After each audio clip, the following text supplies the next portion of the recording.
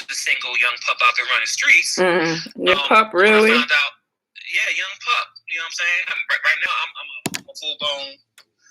You know what I'm saying? Pit bull now. With my own puppies, right? But the second question is, how old are they? And that plays a huge role. So before I get too deep into it, what are your thoughts here before you hit play, Miss I Speak Life? So for me, I think that it's not a simple yes or no answer. And I say that because I think it depends on if the person has children by themselves already, if they're already a parent, father or mother. That's going to have a great, that's going to have a lot to do with how they go about it. And then also if they're not, to my point before, like how would you even know if you're, what that looks like? And if you are a mom or dad,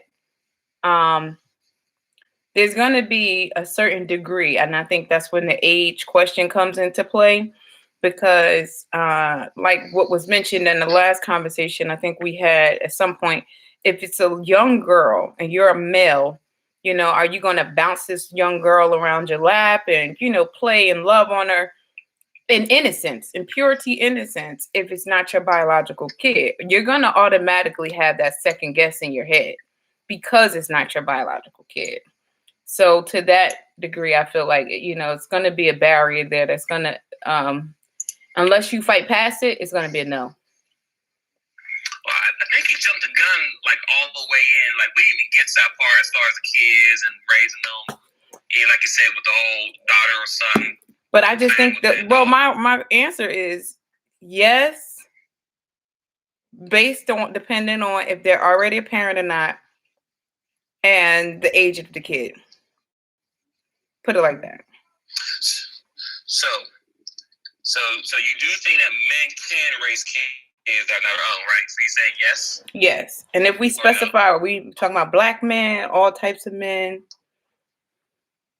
This is not really a race thing. This is just really just. I think the culture, though, culture has a lot, because like you said, you guys aren't taught to, stand in the gap. That's no not. man's taught that. What do you mean? In other cultures, they're taught to take care of the whole family, the mom, the daughters, the sisters. No. Let me explain. No man is taught to find a woman who already has kids already. That's what I'm saying. No, they're not taught to find a woman that has kids, but they are taught to take care of the entire family, whatever the structure is. Yeah, right. I'm not disagreeing with that part. No, I agree with that 100%. That's the man's job. You feel like that's all men? You feel like all men are taught to take care of the family? Well, they may not be taught it, but they unheard it plenty of times. They unheard it through growing up. If they went to church or not, they hear it growing up in music.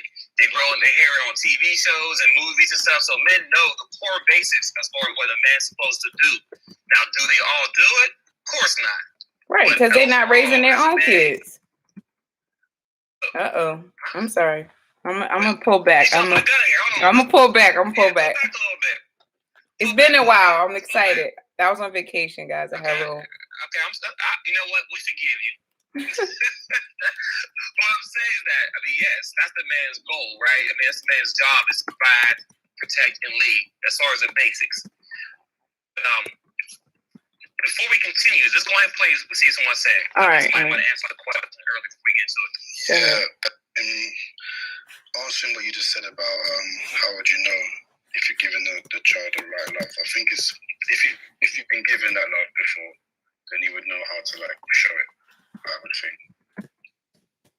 I've been in that situation before where I think that at one stage in my life.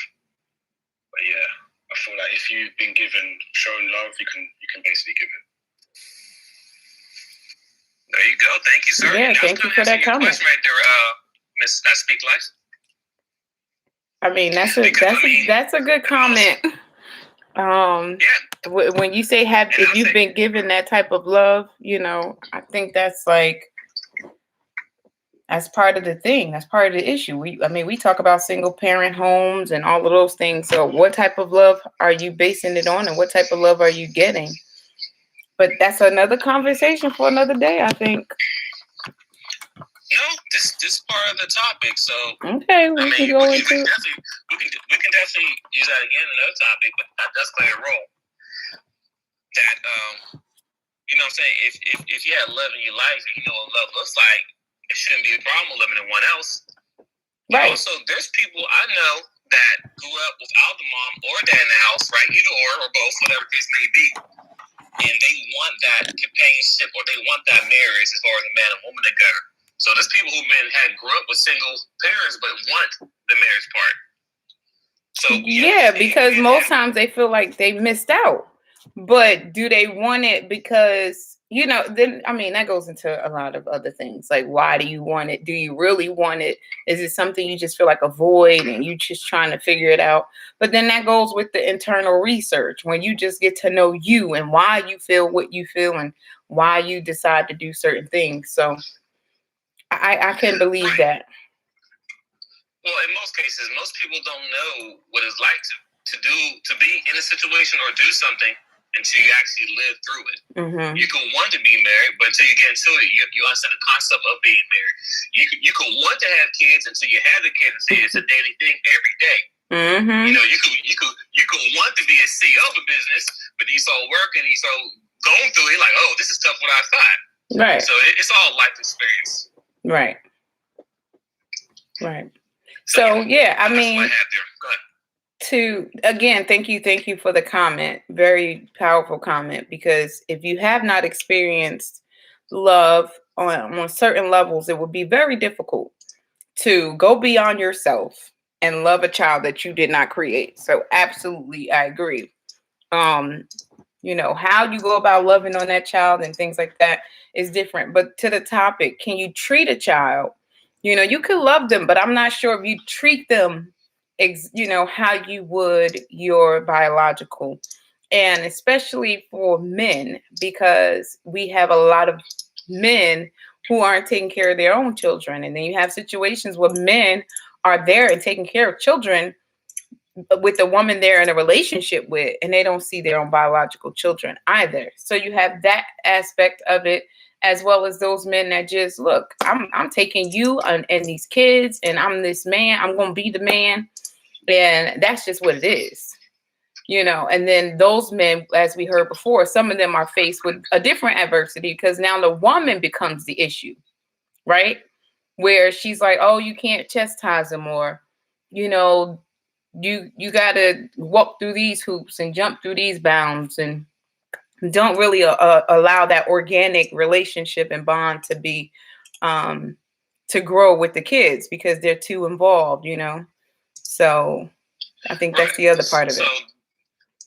Yeah, so these are some of the stipulations that, you know, you know what, this is a stipulation that I will go through in my mind when I'm talking to a lady and I find out she has kids.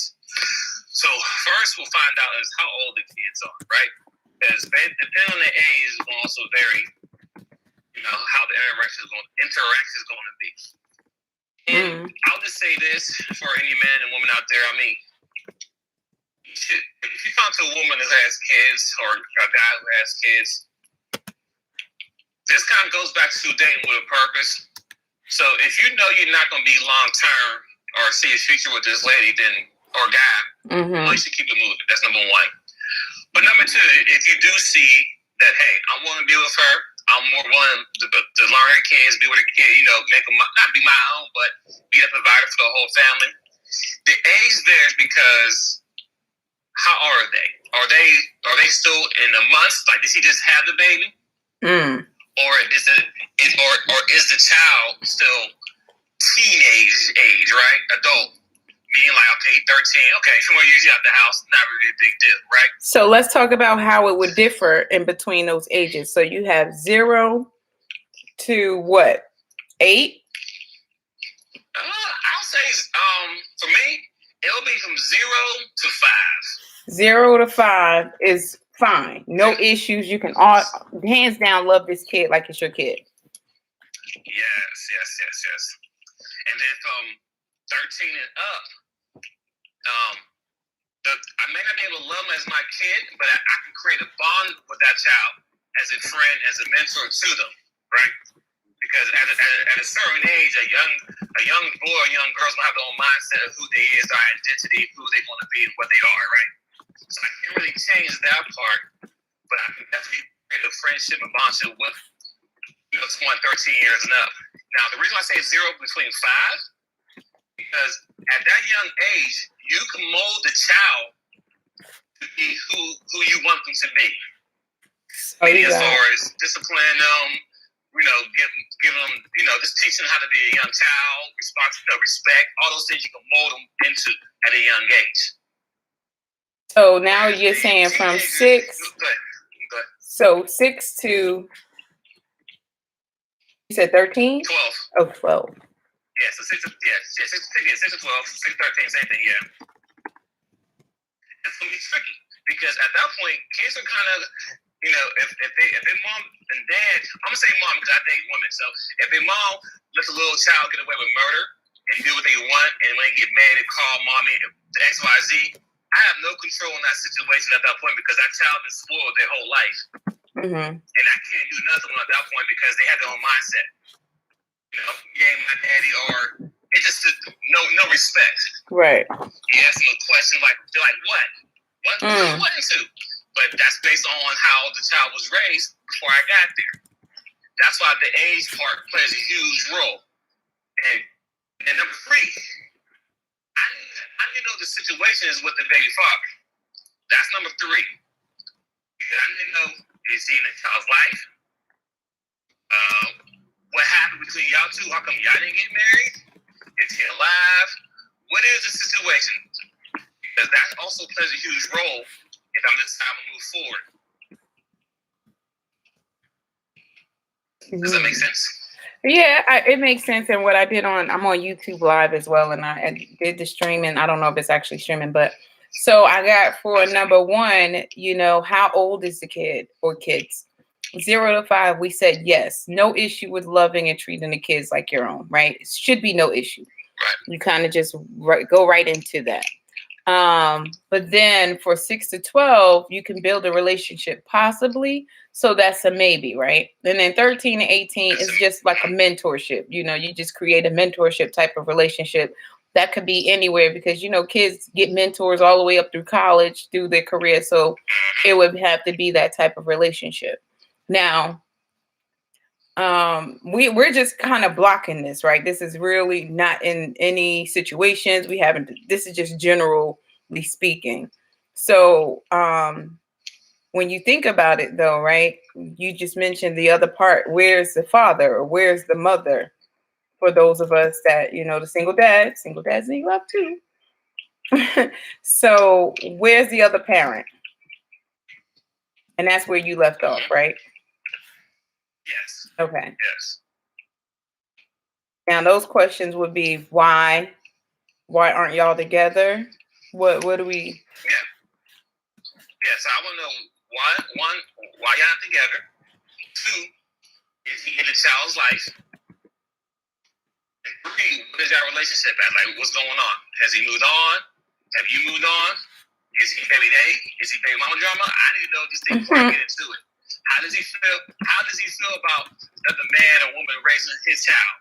I need to know these things before I get into it. And if he does, and if he is a part, and then also, if he is a part of the child's life, how frequently does it pop up? Is he going to be in the house? If I get off work one day and come home, he's sitting in the house? Like all that plays a role because I'm not going to go with that. Like, hold up, what are you doing in the house? Wow. You meet him outside. Yeah, that's a big deal. Because that's all comes to respect. If you want me to, come in here and be the provider for the whole family with the whole package deal, I need to know my role is between you, him, and the child. So now that's you really just coming from the perspective of would you even enter that type of relationship, period.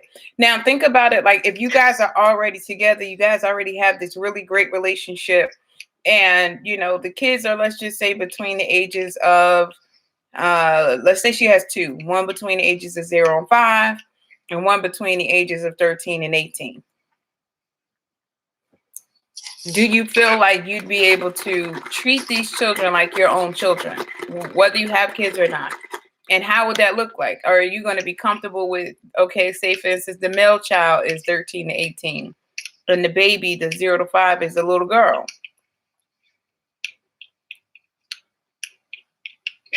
Yeah. So for me, speaking for me, I can speak for every other guy. So when I'm dating someone, see, when I was raised with a lot of structure and discipline, right? So I don't do well with disrespect.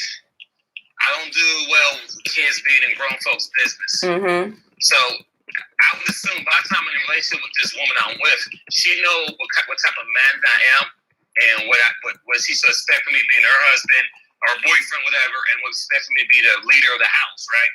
Mm-hmm. So if I'm in a committed relationship already, in that age gap between 6 and 12, whatever, I think the boundaries and everything has already been established. See, me, I wouldn't put myself in that situation to deal with a disrespectful child, a crazy baby daddy. Me personally, I wouldn't put myself in that predicament. So that's why when I hear about my friends or guys, whatever, have drama with the baby daddy, baby mom, I'm like, why'd you put yourself in that situation? Well, you don't get to choose who you love if you love her. So once again, this is me. You just gonna stop loving her? Listen, this is me. When I'm talking to a woman who has kids, I understand that she is a package deal, right? Mm-hmm. So woman, kids, it's a package deal. So meaning that as I'm dating you, I'm also getting to know and learn your kids at the same time. So before I even say, let's make it official, I gotta make sure me and the kids and all y'all gel well, because if me and the kids knock in, me and you're not gonna work out. I can love you to death, but we won't work out if the kids is a conflict with us. There's too many other things in the world that have conflict with. I can't come home every day after a stressful day and dealing with disrespectful kids. I just can't do it. I won't do it. That's me personally. Right. Some guys don't think like that, and that's their problem. Right. Now, mind you. Now, you know, you brought up another topic, right? That's a whole nother topic. What's that? You know, like the levels with dating, or, you know, like when do you introduce your children to someone you're dating? You know, you guys have started this really dope vibe and you have great chemistry, and you're aware that I have children, but at this point, you're not responsible for my children. You're not interacting with my children. You're not expected to contact them on no level. So that's another conversation that we should definitely think about having, is what are those lines when you would introduce your children? And I'm sure age is going to have to play a part in that as well. But you just brought something up, like, you know, I'm getting to know your children as I'm dating you. Well, Yeah. We definitely set up for another one. I have no problem with that.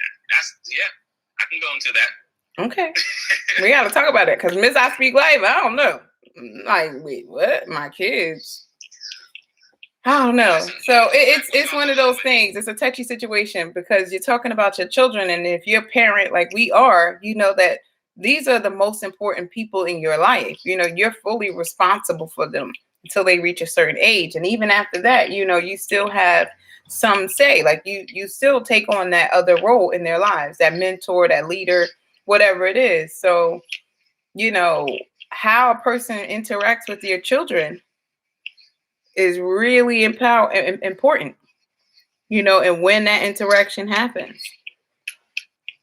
I agree. Let me give y'all two stories, because I'm married now, and me and my wife didn't have kids, so we had a clean slate.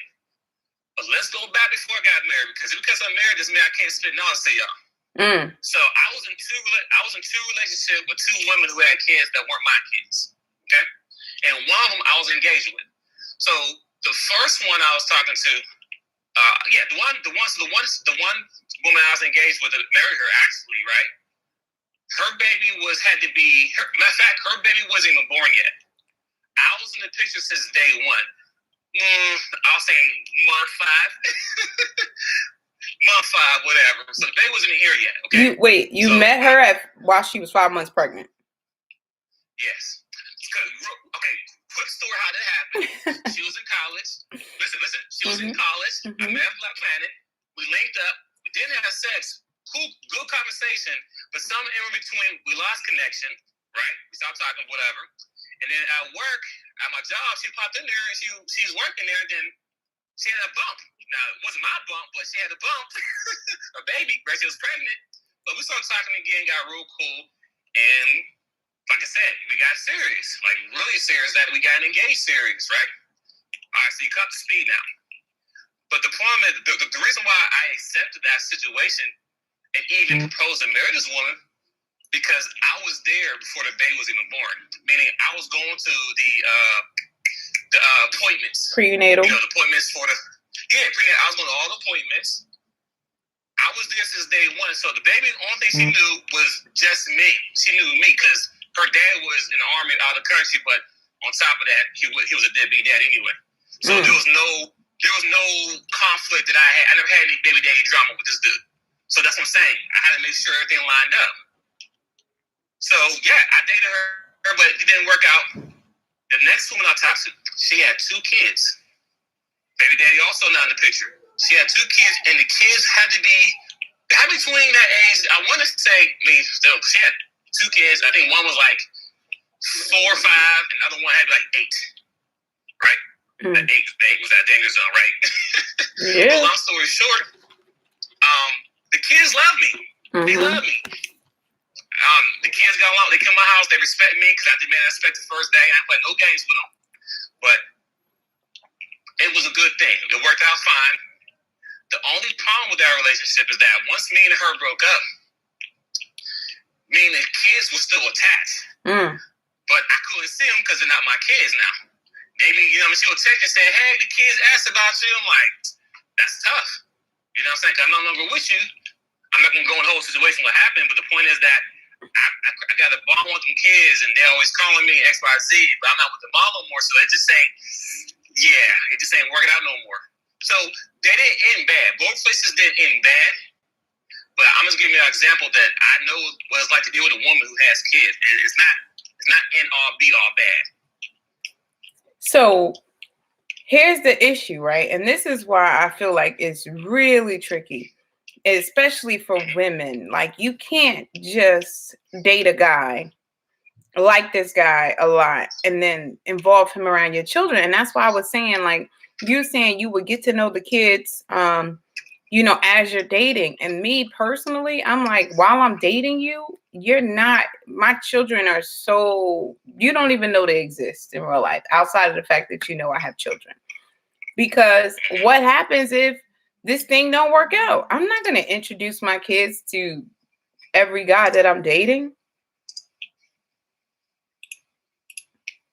So how does it work for guys in this situation where, the children are of a certain age? My children are 13 and 18 about to be. So, I mean, at this point, they're pretty adult-like, Ms. I Speak Life was just on vacation for a whole however many days I'm able to extend my vacation. My kids are good.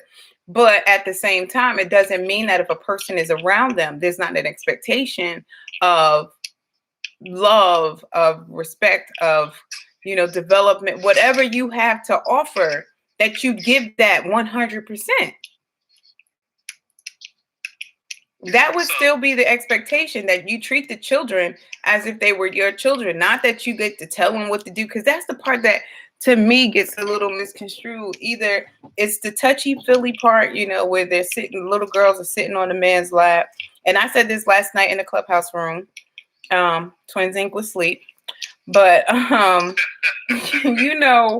if, for me, as I speak life, I'm a little uncomfortable with a young girl sitting on anyone's lap, any man's lap, especially if it's not proper. Like, if you're her biological dad, you're going to tell her, baby girl, you can only sit on daddy's lap, and you sit on daddy's lap like this, and you don't sit on no other man's lap. Or are you not saying that at all? Oh, my dog don't sit on nobody's lap but my lap. So that's what I'm saying. Now, if you're dating someone and they have a little 3-year-old little girl, these kids are lovable. They're sponges at this point. They don't know to You know, they don't know the perversion of the world.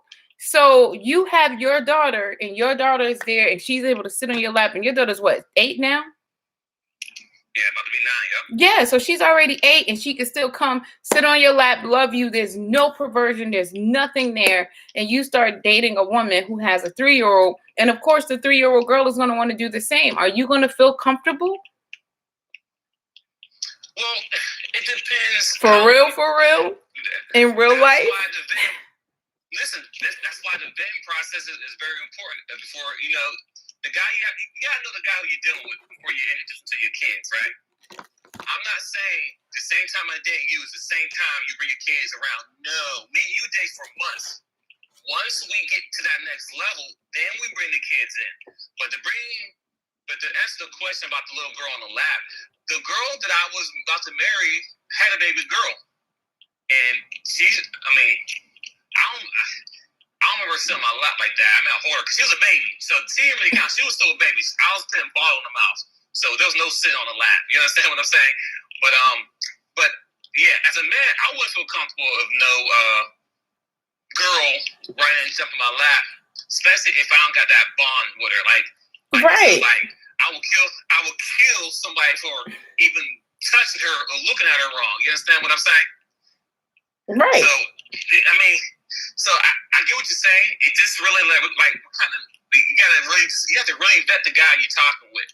Like you need once they be dating with a purpose, you meet these guys, you gotta know background history.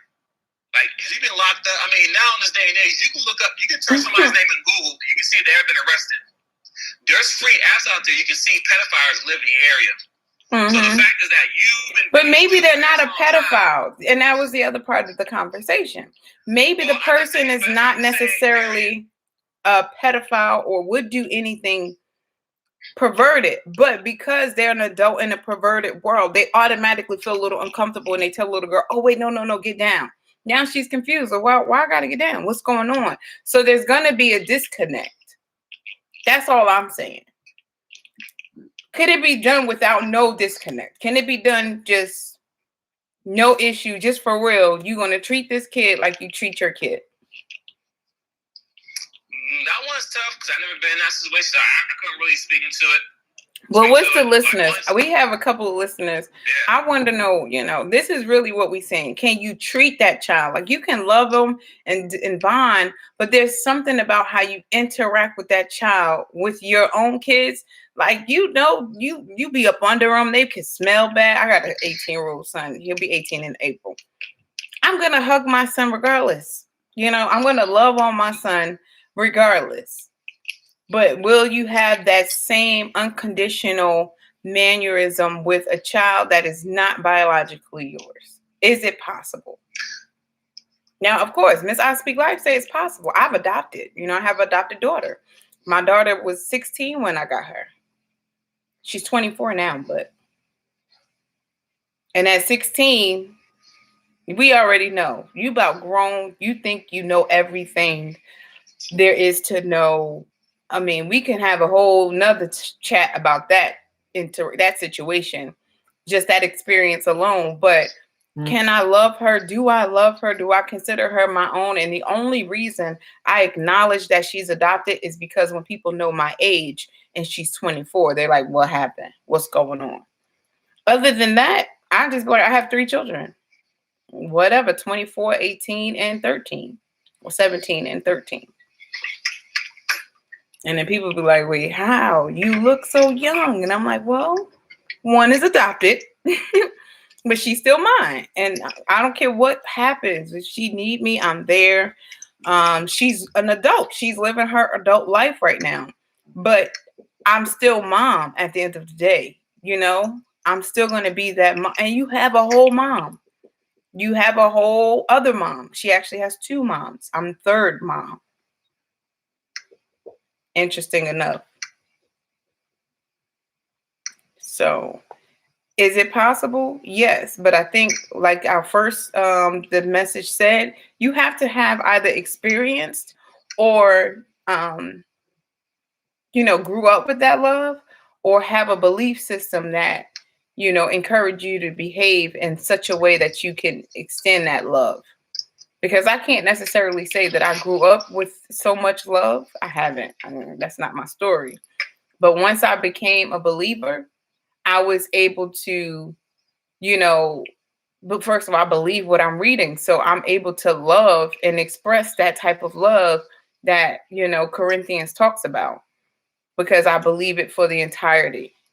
So I think that it goes back to that. It can, but then people need to get the perversion out of their head, because we are in a corrupt world. And then if you don't take that into consideration before encountering a woman with children or a man with children, then you are not going to be able to love or treat these children like they're your own, because you're going to have those other thoughts in your head. So for it to work, in my perspective, Miss I Speak Life, I'd say first and foremost, you have to deprogram yourself, because not everybody is pedophiles, but it comes in your head. Why? Because that's how we're groomed. That's what we're brought up in. We hear about these things on the news all day, every day. Women are being kidnapped, children are being, molested and found, and this, that, and the third. So automatically, if you were to just poll, and that's what I was trying to do a little bit, poll this question to people, 9 times out of 10 people will say yes. They might say, yeah, sure, you can. But then when you get into situations and you start dissecting it a little bit, they kind of like, wait a minute, I don't know. They kind of second guess it, because unconditional love is basically what we're talking about. Given to a child that you didn't create. That's going to grow up, and regardless of the situation, you're going to have that bond. If you have that bond with that child, like, it doesn't matter how many moms or how many dads, because she has a dad as well, my daughter has. I'm mom. It don't matter. I don't care who comes and goes. Mentors can come and go. That's all fine and well. I'm mom, and it doesn't matter if she gives me that all the time, because it's not always easy. Sometimes she goes through things and she feels like I'm the bad guy. Right? When you, I'll say this. Mm-hmm. You're putting the girl part as far as a whole. Like, okay, because the girl is a unique situation, you say, oh, that's why somebody can't love a child unconditionally. No. The girls are handled a little differently. But as far as a little boy, I think it's easy for a man to love a little boy as of his own. Easy, not a problem there. But are you going to punch that boy in his chest? Are you going to talk to that boy in a certain way? Yeah, I mean, depending on the bond. If the bond's there, yeah, I'm going to punch the chest. If you know what he's doing, what is right is wrong. But unfortunately, think about this. If I did punch him in the chest, that'd be something that me and him do. It wasn't something I do in front of you, because me and him will have to establish. And hopefully, if I'm in the picture, he wouldn't do nothing where I have to punch him in the chest in the first place. But I know little boys going to be boys and stuff is going to happen. But there's going to be some respect that we have foundation on. Like, yeah, he messed up. And I love him. But yes, you're going to kiss these hands. So let's act. Well, let me, before I do that, before I ask a question, I'll press play when you're done. All right, go ahead. I'm going to press play. Yeah, I was just replying back to, I think you said, Miss Speak.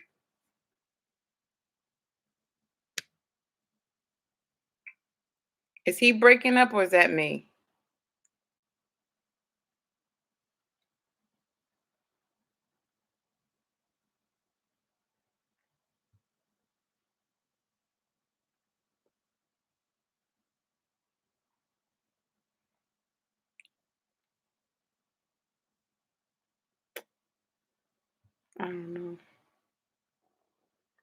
I don't know. Twins, if you can hear me, I'm not sure what's happening.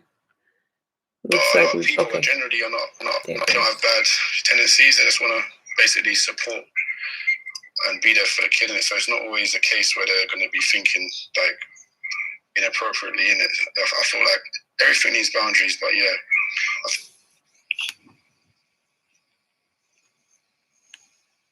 Twin? Okay, I'm here. Oh, okay, I wasn't sure if his ended, if he was still talking or what happened. Yeah, he may come back with another one. But yeah, I agree with what he's saying. Because when he said the part that, even though, the kid's not yours, you're going to level even harder to try to get that acceptance.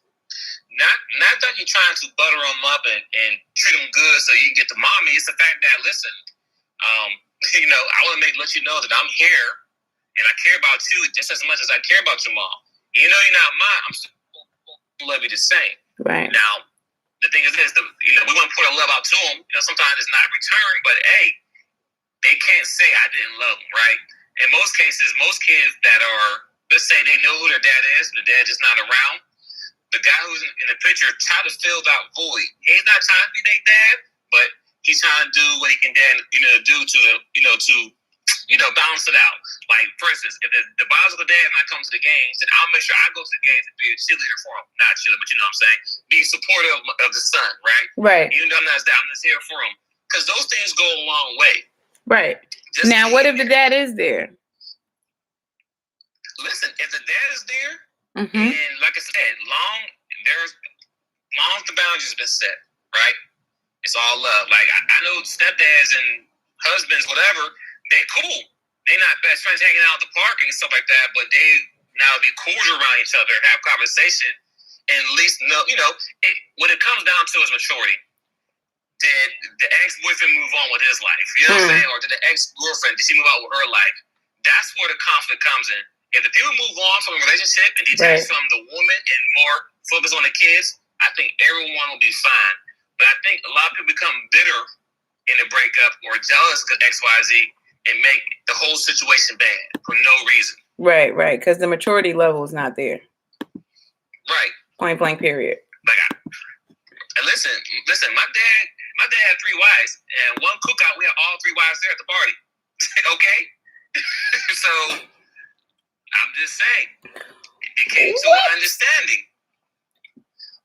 Yeah. Yeah, that's that old school, smooth operator, Papa was a Rolling Stone type of thing. You don't hear about stuff like that, Yeah. But it happened. I seen it firsthand. But I mean, and believe it or not, I've experienced it as well. My father had one that we call aunt. One I'm named after. My mom. And no, it's not my mom who I'm named after. And then he had one, like my mom was the looker, that's who he would go out with. She was the arm candy. And then he had one that would iron his clothes, get the pleats correct. You talking about something totally different. I'm just saying, that's how it was for that man. I said, well, dang. Listen, I'm just going to say this for my dad's situation. My dad was first married to his first wife for a period of time. Mm-hmm. He didn't break up with his wife to go with my mom. Now, it wasn't like, hey, they had their own time. Because mind you, my older brother's 9 years apart. So that's some time. That's some time apart. And then my dad got together, had me and my brother. And then as he left, he met another woman. He had kids with her, but they got married. So it wasn't. They didn't have a conflict of themselves. There wasn't no beef between them. So that's probably how it worked out. Yeah, they were just all mature adults. Exactly. Right. It wasn't like, she was a missus, now she became the wife. It wasn't that. Right. But anyway. Yeah. But back on topic here. But that's the maturity level plays a huge key when it comes to raising the kids. And honestly, when I dated a woman who had kids, who had daughters, because the daughter is always the tricky part. If you had a daughter, I was really like, I'm not gonna be anywhere alone. Just me and her. Never gonna happen. Just point blank period. Not gonna happen. Somebody gotta be there. Does that matter the age? It depends. Once again, if I was there since day one, then she see me as daddy. I see her as my own. You understand what I'm saying? But once they get a little bit older, I don't want to be like, he touched me because I ain't giving no juicy pop or something like that. Nah, I'm good on that. Not saying that it happened, but I make sure I stay away from that. Now, if the little girl or teenager. Now, how would that be different from your actual daughter? She may have difference. That's my daughter. She was, that's mine. Like, I was deep, like, that's mine. That's mine. That's mine. Like, I will, listen. I done went to school sometime ready to blow up based on something that happened and it's so small. But that's what I'm saying. So do you think you could really have that for another kid that's not yours? Only if I was there since day one. That's it. But even with the situation you just mentioned, being there from day one, once that girl gets a little older, though, then it's still going to change. No. If I'm there since day one, I'm there when she was born. I'm there when she's 5. I'm there when she's 10, 12, whatever. It doesn't matter. That's my daughter. Okay. She see me as daddy. So you could be with her while she's alone. That's not a stipulation. That's only if you weren't there from the beginning. That's only from the beginning because you know what I'm saying? You know, kids lie all the time. I'm calling out a kid, I lie, so I know what it is. So no, I will not put myself in a predicament with a little girl that's not mine, who can really talk and think of her own, and she can manipulate things at a young age. Nah, I will not do that. Right. Right. I understand that. And I agree. Like, I feel like, you know, if you were introduced to this young girl at any age other than infancy, you didn't, you know, feed her, change her. You didn't go through those stages. So you've never seen her privates. You've never, you know what I mean? If you didn't go through all of those stages, then I would say that, yeah, you know, there would be a level of a boundary. You know, there's a boundary there. I mean, and it's hard for us as women, though, right? Because this is why Miss I Speak Life, you know, dating, I wouldn't date a guy with children because I know how involved I'd want to be. Like, it would be everybody. We're all just one happy family. And what about that baby mother? You know, what about if we break up? What about all these different things? And I'll still be like, hey, bring the kids over. We good and broken up. Okay, like, I'm good off of you. I don't need to talk to you. Tell their mom to meet me at the Walmart. I'm gonna take the kids and we're gonna go have a good time. I'll bring them back at a such time. Listen, it got so serious one time when the girl had a baby and had a girl. She did a diaper change. She was in the same room as me. Talking about, can you change her real quick? I said, nope. You change her. I'll do whatever you need to do. Wash the food, wash the dishes, whatever. Here, you do it, and then we'll switch. But I'm not. No. That's one thing I will not put myself in that predicament. But when you say, oh, she was like a toddler. Yeah, like, you know, toddler. Like, can you change her? No, I'm not. Yeah. and this ain't baby age. This is like, you know what I'm saying? 2, 3. 2, 3 years old. Yeah, no. Yeah, like, nah. No. God, no. I'll do whatever else. No. But I'm not, no. Now we're here together. If you left me with the baby, and you'd have to change the young girl. I mean, in that case, I have to. Not saying I haven't done before, but it's something that I'm. See, it gets tricky. Like, I don't even know if we're really getting to the end of this because it's like the situation is going to really determine, and the person is going to really determine. So I think I'm going to change my stance on it, and my overall would be no. It would not be something that could be done for the most people, because what we're talking about requires a level of maturity, requires a level of unconditional love, of responsibility, just so many different things. And I don't know if the majority would be ready. Listen, I understand when you say no, but make it clear. It's no if it's a girl. No, it's no if it's a boy or girl. We're talking about the girl, but let's just flip it, right? Because if it's a boy, and your tactics are, you know, like we said, punching a boy in the chest. Like me personally, nobody's putting their hands on my kids. No, not going to happen. I don't put my hands on my kids. So you got to figure another way. But do children need discipline? Absolutely. Should you be in a place where you could discipline them? Absolutely. So in my own experience, I realized that not everyone is comfortable with that space. Like, I feel like you've been here. You've been involved in these kids' lives for however long, right? There's relationship, there's bond. You don't have to call me to say, hey, you know you're supposed to do this, that, and the third. Like, that's going to diminish the relationship. I feel that way. If you don't stand and be the parent, like just be that person consistently. Oh, you're the parent when it's fun, or when it's time to do dinner, or when it's time for family time, but you're not a disciplinary. You're not a consistent person in the school system. You're not, that's where it gets like, that's not how you're going to treat you don't get to pick and choose with your own children like that. You're the parent. So when it comes to the boys, I don't feel like it's a lot different. Of course, it's a little bit different because we grew up in a perverse world, but little boys get touched too by women. A lot of them get molested early, Yeah, and I get that too. I think it's just the discipline. It's not the whole lap thing. It's the discipline for the boys. I'm not really getting into the whole touching part. I know what happens. I'm not even touching that. Yeah. What I'm speaking on is that, and when I'm saying that, young boys will listen to men before they listen to moms. So men can get the bomb on boys much easier than little girls. Like right now, wife me out, my son, to my son, and he ain't doing nothing. But I come in there like, Sean, yes, sir. You know what I mean? Like, men have more power over kids, sad to say. Mom can be there all day, all night, but when the men come around and say something, the kids act right. Shaking my head. So when, I mean, it's a fact, though. Yes, it is. It's a fact. You know what I'm saying? I've been at work plenty times, and mom and grandma out with the kids, and they come on the phone talking about, talk to your son. I'm like, hold up, first off, number one, don't come me ever again at work to tell my kid. It's both y'all right there. Y'all better get them. Because if I gotta talk to him, it's a different type of level. I'm how to handle it. And then when I get on him, you want to say, oh no. Right. If you did your part, me and him will be talking now. And then I gotta talk to him, handle that situation, and let him know. Give your mom and your grandma the same respect you give me when I'm talking to you.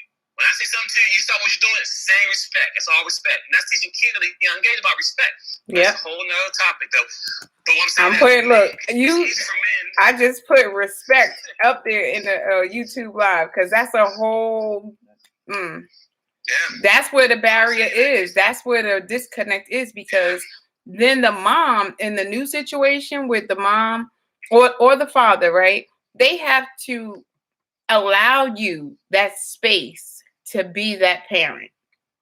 That means they have to trust you. They have to respect you. They have to believe that you have the best intentions and all of those things.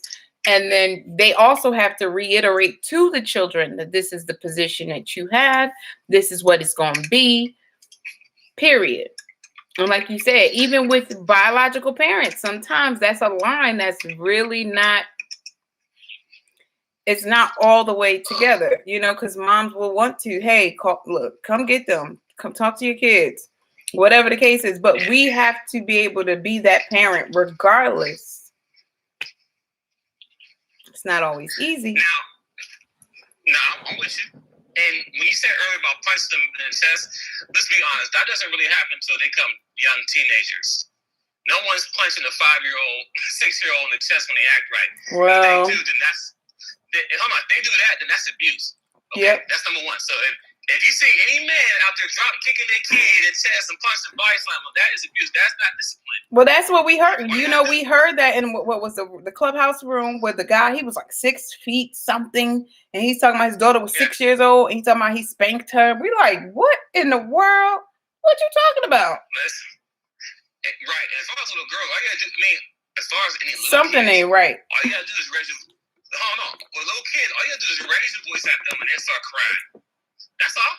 So like I said, he talking about spanked her. Like, what we doing here? Yeah, we kept trying to tell this man, like, no, that's abuse. You should not be hitting on a 6-year-old little girl, period.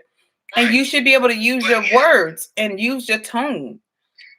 Clearly, she don't respect you. Right.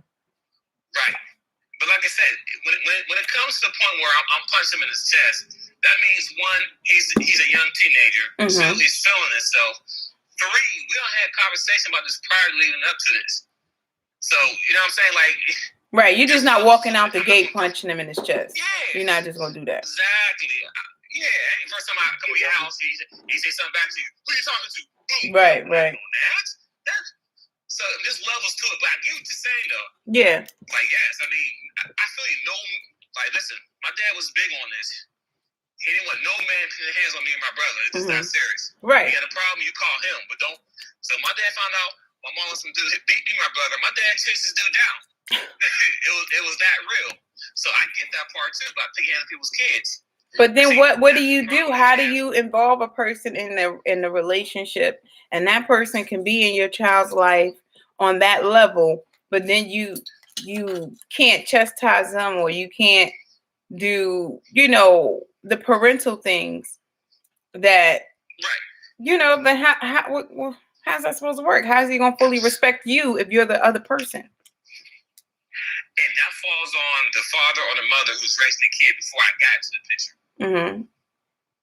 Because if you're raising the child to do whatever they want, and then you meet me, and I'm a more strict type of guy who has rules and boundaries, and I respect these things, Mm-hmm. that's part of the whole dating process.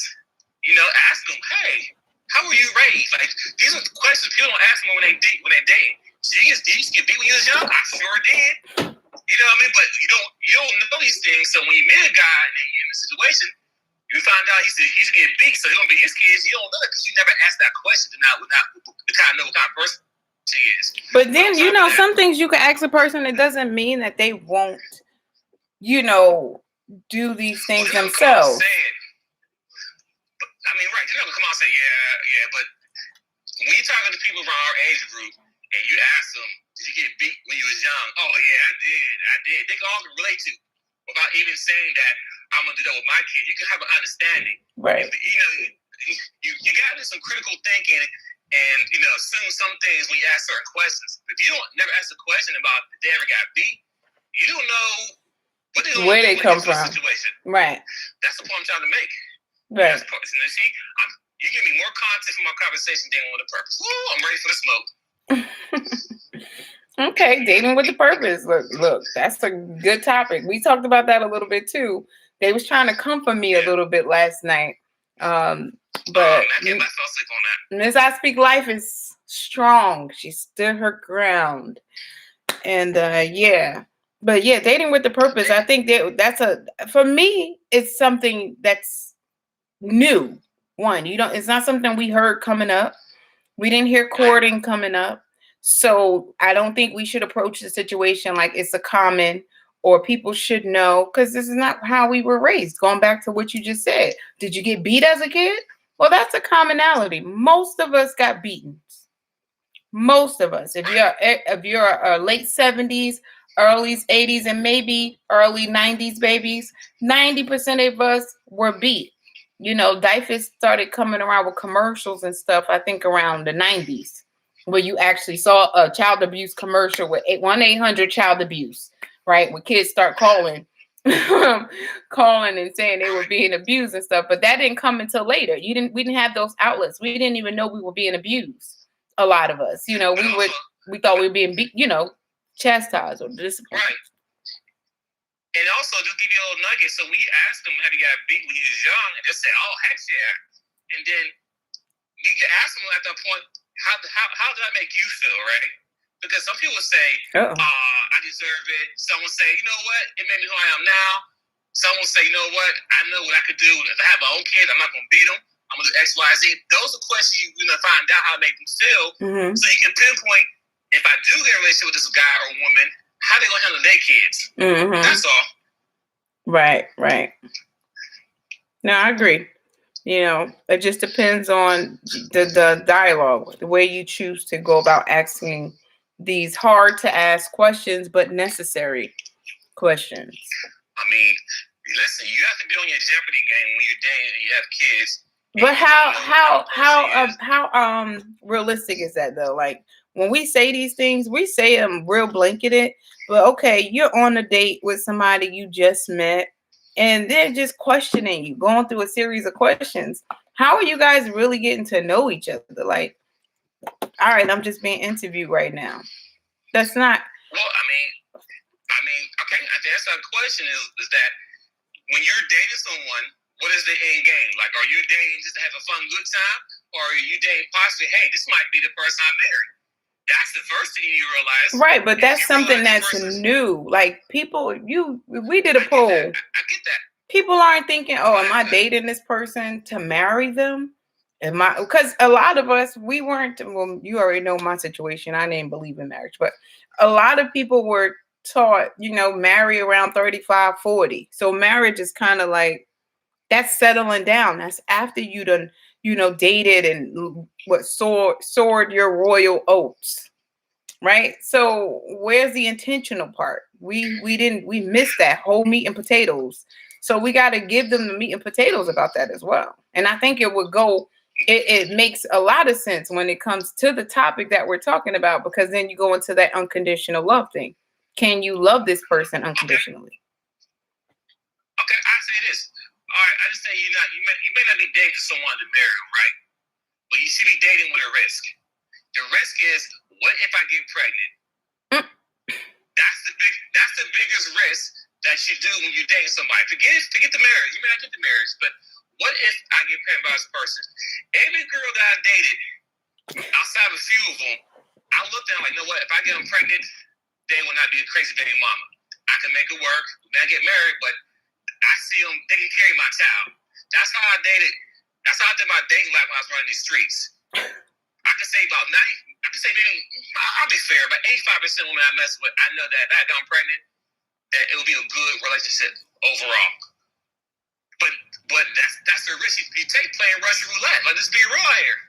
Because you might not get married right away, but you might end up having sex with this person. So, and if you don't have sex with this person, are you really gonna wear a condom? Are you really gonna be on birth control? See, we take all these risks. Like, that's the whole thing in dating at an early age. You're not thinking about marriage. You're thinking about them draws. Point blank period. Especially young men. I'm gonna speak for the men. I'm gonna speak for the women. But I know for the men, our focus when we're dating in our early 20s is trying to get them draws. Point blank period. Right? So we're not really thinking about, oh, marriage. When can I do X, Y, Z? But then at that point, that's a risk right there. And let's be real. Y'all wanted just as bad we wanted. But I'm talking from the men though. But I made sure a high percentage time that I use condoms. High percentage times. Now, do they bust? Do they break? Do they slip off? Yes. So there's a chance. So there's a risk that I take. And like, okay, and that risk like, okay, if I get pregnant, what's going to happen? You see, we are just sowing on roots, whatever, or oats, whatever, and like it's nothing. And then when something happens, it's like, oh, I didn't know she's this. I didn't know he's that. But you took the risk out here and gave someone the ultimate gift in the world by giving them a child. And now you have these kids out here, and now you're trying to figure out, can another man or another woman come in here and love your kids the same way as if they're theirs? And that's a hard pill to swallow for anyone. Can it be done? Yes. But once again, like I said, beginning the call, that's not a goal. No man has been told. I'm gonna say on 100%. No man has been told out there to find a woman who has kids. Right. Matter of fact, we know what's being said. The women with children are being called devalued and they are low on the totem pole. Right. I mean, that's put now, but I'm saying back then, that wasn't, no one's like, okay, she got a kid, I'm wifing her. Right. No, now this dude's out there who talk to girls who got kids because it's like, okay, I got a benefit here. You know what? That might be another topic though, but yes, that's a whole nother topic. All right, I'm That's a whole listen. Yes. Write that down. You see, I'm writing it. Is there a benefit to talking to someone who has kids? Yes, there is. But as far as going out there and wifing them up, no, that's not the case.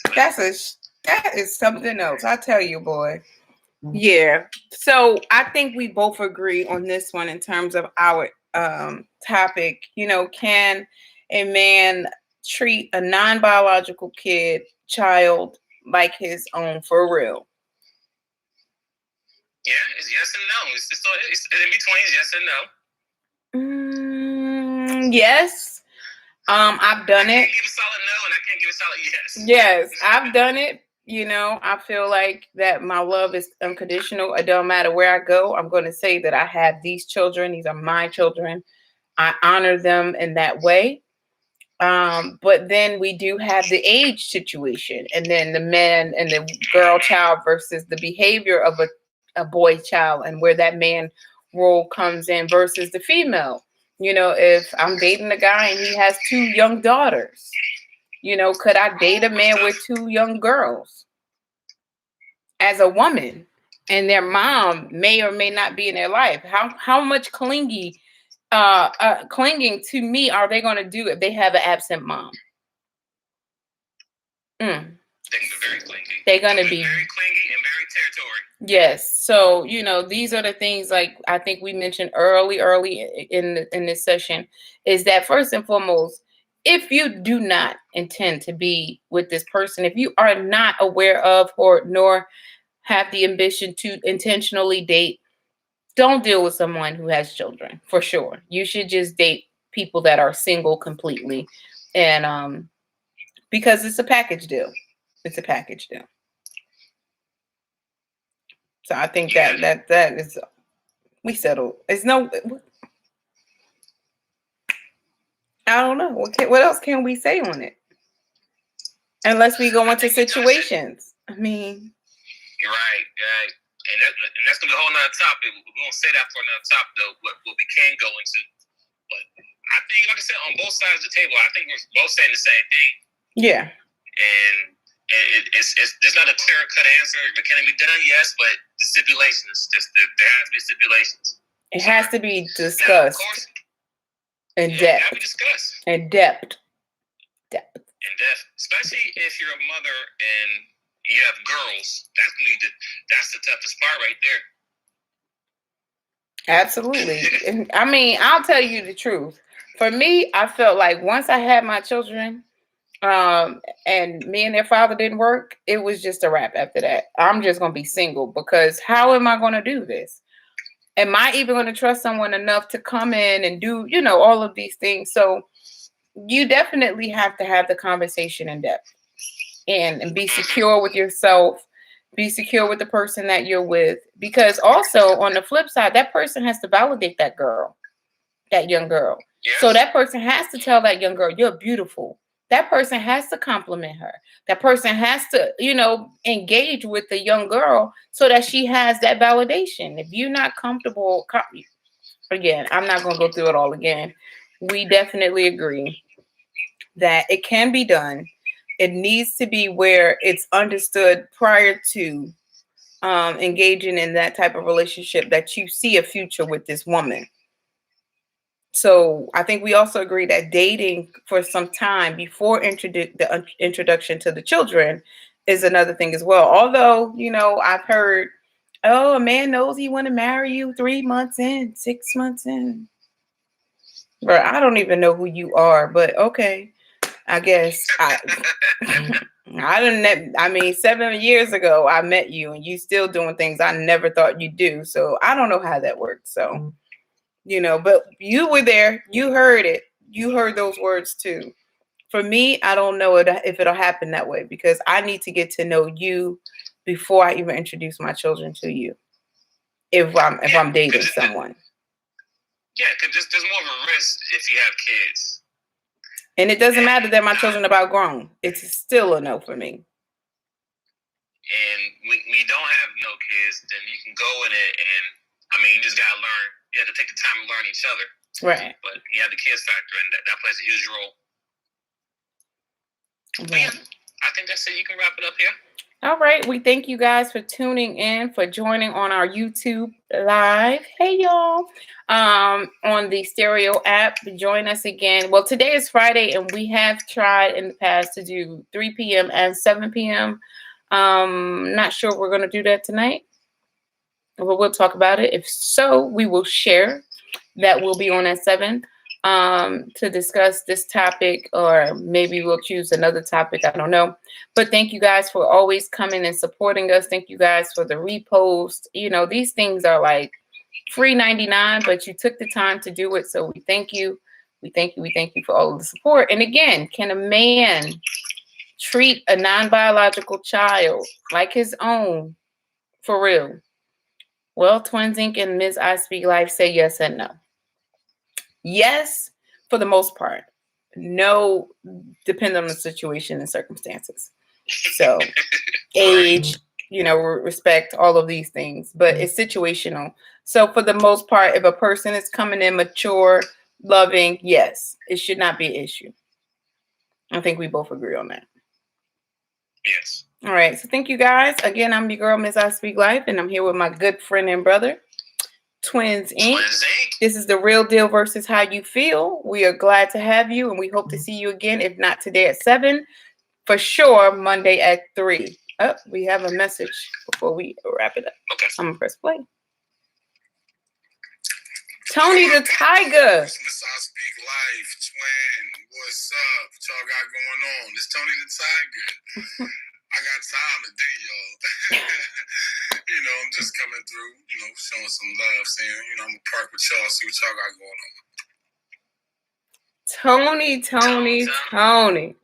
Well, we were actually wrapping it up. We were just having this discussion about can a man treat a non-biological child like his own for real? So we can give Tony an opportunity to respond. If you're okay with that, Twins. I'm cool with that. Okay. I'm always curious what he got to say. Yeah, because he gonna come with it. He'd be like,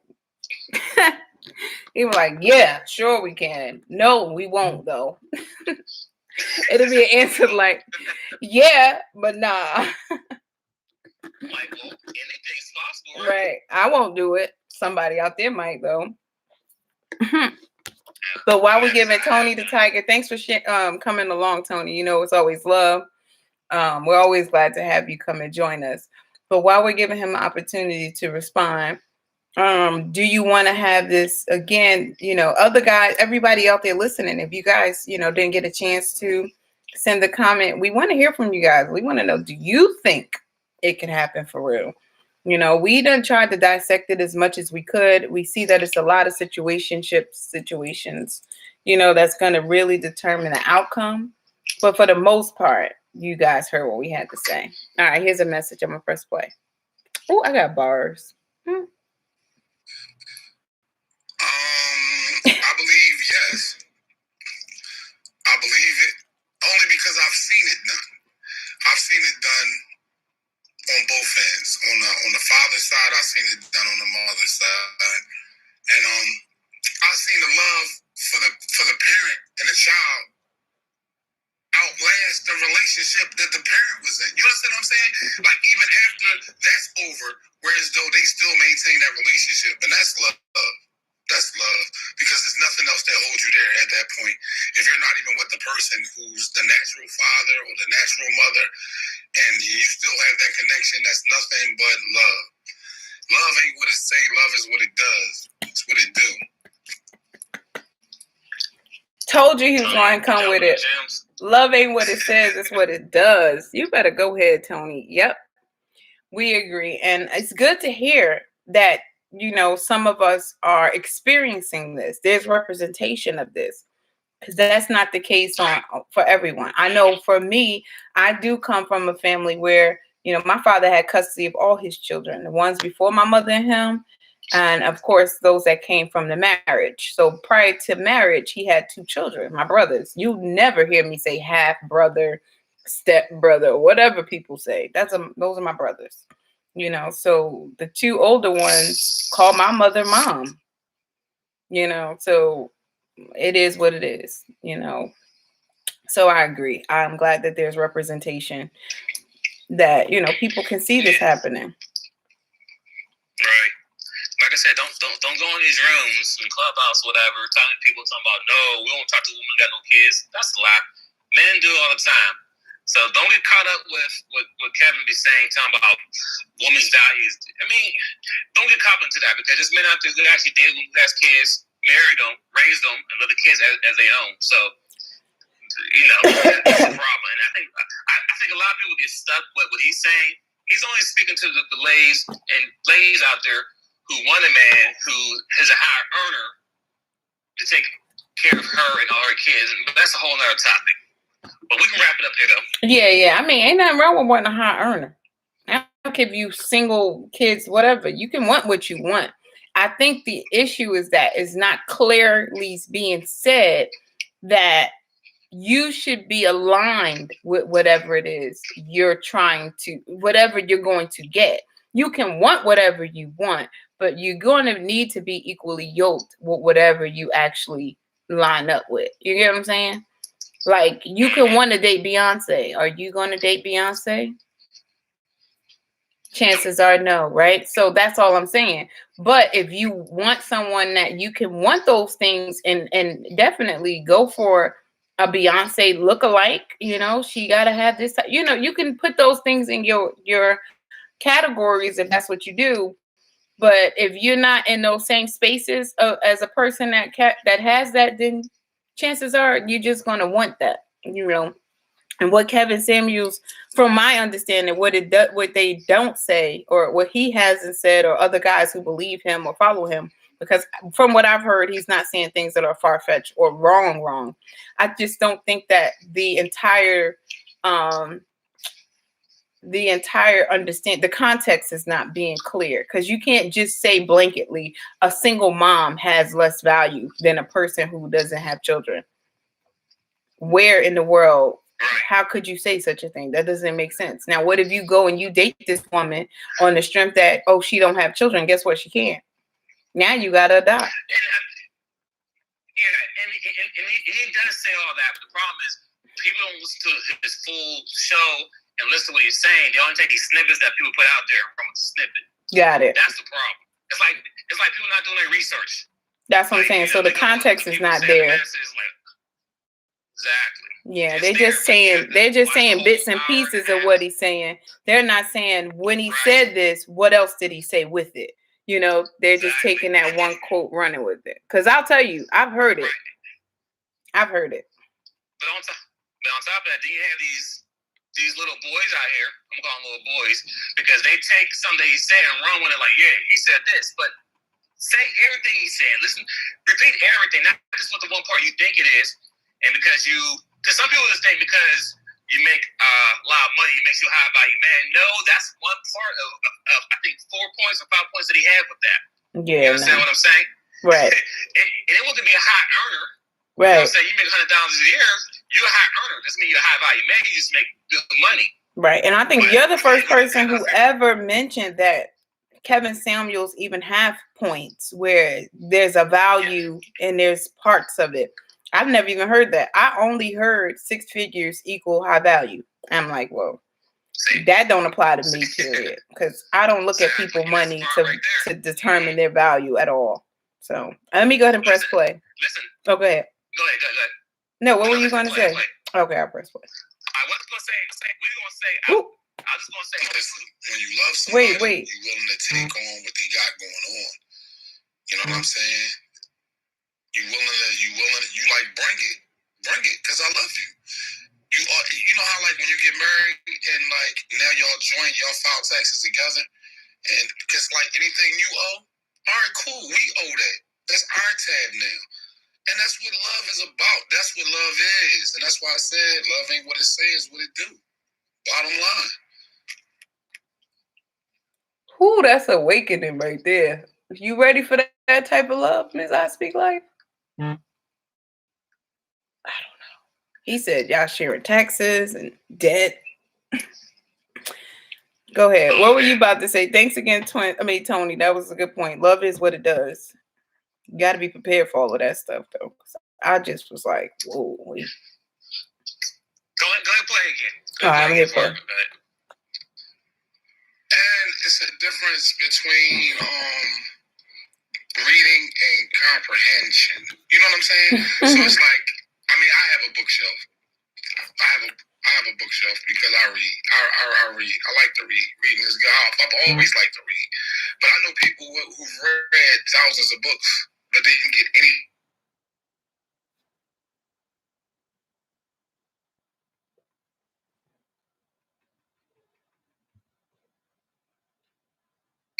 out.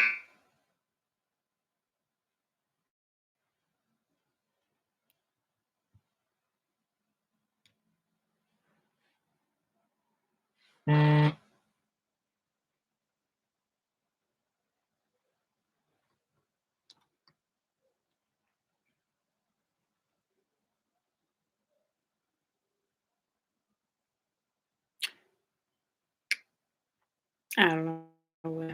Okay. Twins, you muted? Yeah, I'm here. Oh, okay. upstairs real quick. I'm like the kids, you know, Okay. background. Yeah, I only heard a part of what he said, and then my service somehow or another kind of blacked out. But it sounded like he was saying it's a difference between reading and comprehension, which is true. Like you can read it, but do you get it? It's clicking, and that's that parental click that I talked about earlier. You know, it's a switch that goes off because before any of us were a parent, even the single parent, right? Before they were a parent, they were just single. They made the choice to go ahead and be the parent. There are people who don't make that choice. Some people choose to, you know, put their kids up for adoption. Some people choose, you know, to abort. Some people choose different things, but it was a choice. And if we understand that once you make the choice, then the requirements, you know, are subjective because it depends on the situation. But once the choice is really what you have to make. And we talked about that early on. If you're going to be intentional, if you plan to be somewhere, you know, to really be with this woman, then okay, fine. But if you don't make that choice. So I agree with Tony the Tiger. And thank you again, Tony the Tiger, for, you know, always chiming in and the support and the love. It's always good to hear you and, you know, to have you come on. But I mean, twins, you got anything else? Yeah, before we close it out here, I just want to give you these 6 points that Kevin had as far as being a high value man. And the only reason why I'm bringing it up now because I talked about it, so I want to close it out for anyone who's still listening so they know what the 6 points are. Because a lot of people don't know. They think it's money only. So the first point is you got to make $10K a month. You need to make it for at least 3 to 5 years. You must have group acceptance, meaning that other high value men accept you in a group, in a circle, right? So LinkedIn, all that. You said for 5 years? Yeah, you need to make 10K for at least 3 to 5 years. You can't make 10K in 1 year and say, I'm a high earner or a high value man. No, it don't work like that. 3 to 5 years. Group acceptance. 4 would be network, meaning that, you know, you're well sought after. You're someone who has a big name. You know what I'm saying? You're a person who goes from one company to another company as a CEO or vice president. You understand what I'm saying? And visibility, meaning that you can look him up in LinkedIn, check his resume, XYZ, to see that this person is a high value man and hold high value position. Wait, group 1 was 10K a month for 3 to 5 years. 2 was group acceptance. No. Nope. One is 10K a month. That's number 1. 2, length of time, meaning you need to make the 10K for 3 to 5 years. Oh, that's number 2. Yes. 3 is going to be group acceptance. 4, network. 5, visibility. 5, utility. You're wrong. You're useful to other groups of people. Those are the 6 points that make you a high value man. So when people say, because I make $100,000 last year, I'm not a high value man. I miss one still. Somehow or another, I still miss one. I got 10K a month 1, 10K a month for 3 to 5 years is 2. Group acceptance was 3. Network was 4. And what was 5? Visibility. Oh, visibility. So I can go to LinkedIn and look you up. Got it. Like, okay, this guy was the CEO of Home Depot, a CEO of Chase. You know what I'm saying? Like, you hold these high positions. You're not just somebody that is under the radar. Now, you still could be a high earner if you have your own business. But that'd be visible to see on top of that, too. You know what I'm saying? Like Puff Daddy, right? He's a high earner. You know what I'm saying? He might be in Lincoln, but you know Bad Boy's been running for years. Right. Whatever. Okay. So those were the things. So when somebody tell you about being a high value man, no. You might be a high earner, but those are all the things that fall in the category that Kevin talked about. Like I said, just give people a little idea of what he's talking about. Since some people don't watch all the videos and watch all the content, those are the things he's talking about. Right. And let me tell y'all, this is how it wraps into what we're talking about, because we're talking about, you know, being that parent to a non-biological child, which means single. Somebody in a situation is single, and we mentioned Kevin Samuel's outlook being translated incorrectly through other people, because they're saying that single moms don't have, they have less value, or, and we just mentioned there's a benefit that you could have from dating a single mom. So it really needs to have the context behind it. So thanks, twins, for providing all of that. So we are not out here killing Kevin Samuels off because people are misrepresenting his words. No, that's what you're feeling. That's not what Kevin Samuel said. Now I can say that because I didn't know what he said. I was just like, okay, well, if that's what he said, I don't agree with that. But it's interesting to see that some people, maturity level, you're just not mature enough to date a woman that has children, period. You're probably not mature enough to take care of your own children right now. Your baby mama's doing it, but we won't even talk about that. Right. We won't do it. But now you can kind of have an understanding why he may say single mothers have low value, depending what we're talking about. Because at this point, if I'm a VP of all these companies, I can pick and choose who I want to be with. That's all he's trying to say. Yeah, it doesn't. I think value is the wrong word, period. Yeah. I mean, that's the whole overall category, but I get it though. You know what I'm saying? Yeah, I just think it's the wording. Yeah, I think it's just, saying someone has value or no value is the word. Now, the likeliness of them wanting to interact with you might be slim to none. Unless you are that you're that Jennifer Lopez situation in Maid, But yeah, I personally, I don't have an issue with the person saying the pool of men, of the options are going to be slim compared to a woman who's at this category, or a woman at this different category. There's no issue there. That's just facts. But to use words like value, that woman's value is not to be compared to mine, because because she has, what I don't even know what these women, what is a high value woman according to Kevin Samuels? I don't know. I've only heard the one point about being a single mom. Now, if you're a single mom because the person died, how do you lose value? If you're a single mom, there's so many reasons that you could be in this predicament. You could be single and a mom. That's how I like to say it, because I'm single and a mom. But there's so much that could be said in between there that it's not okay to just blanket it that way. Just like we can't just say that all men or no man is going to want to be that father, that non-biological father to a child. No, there are a lot of men that will, even if it's not the majority. Right. And that's the only problem, is that you don't lose value being a mother with kids. It's only you're not valued to a man who is a top earner. I gave the list. But we can't say that we're not valued to them. We wouldn't know. Okay, so that's why I said value is the wrong word. I'll say this. Hold on. I'll say this. Fine. Let's see the next woman that Jeff Bezos marries, because he's a high value man. Let's see the next woman he marries. Just like Michael Jordan, he's a high value man.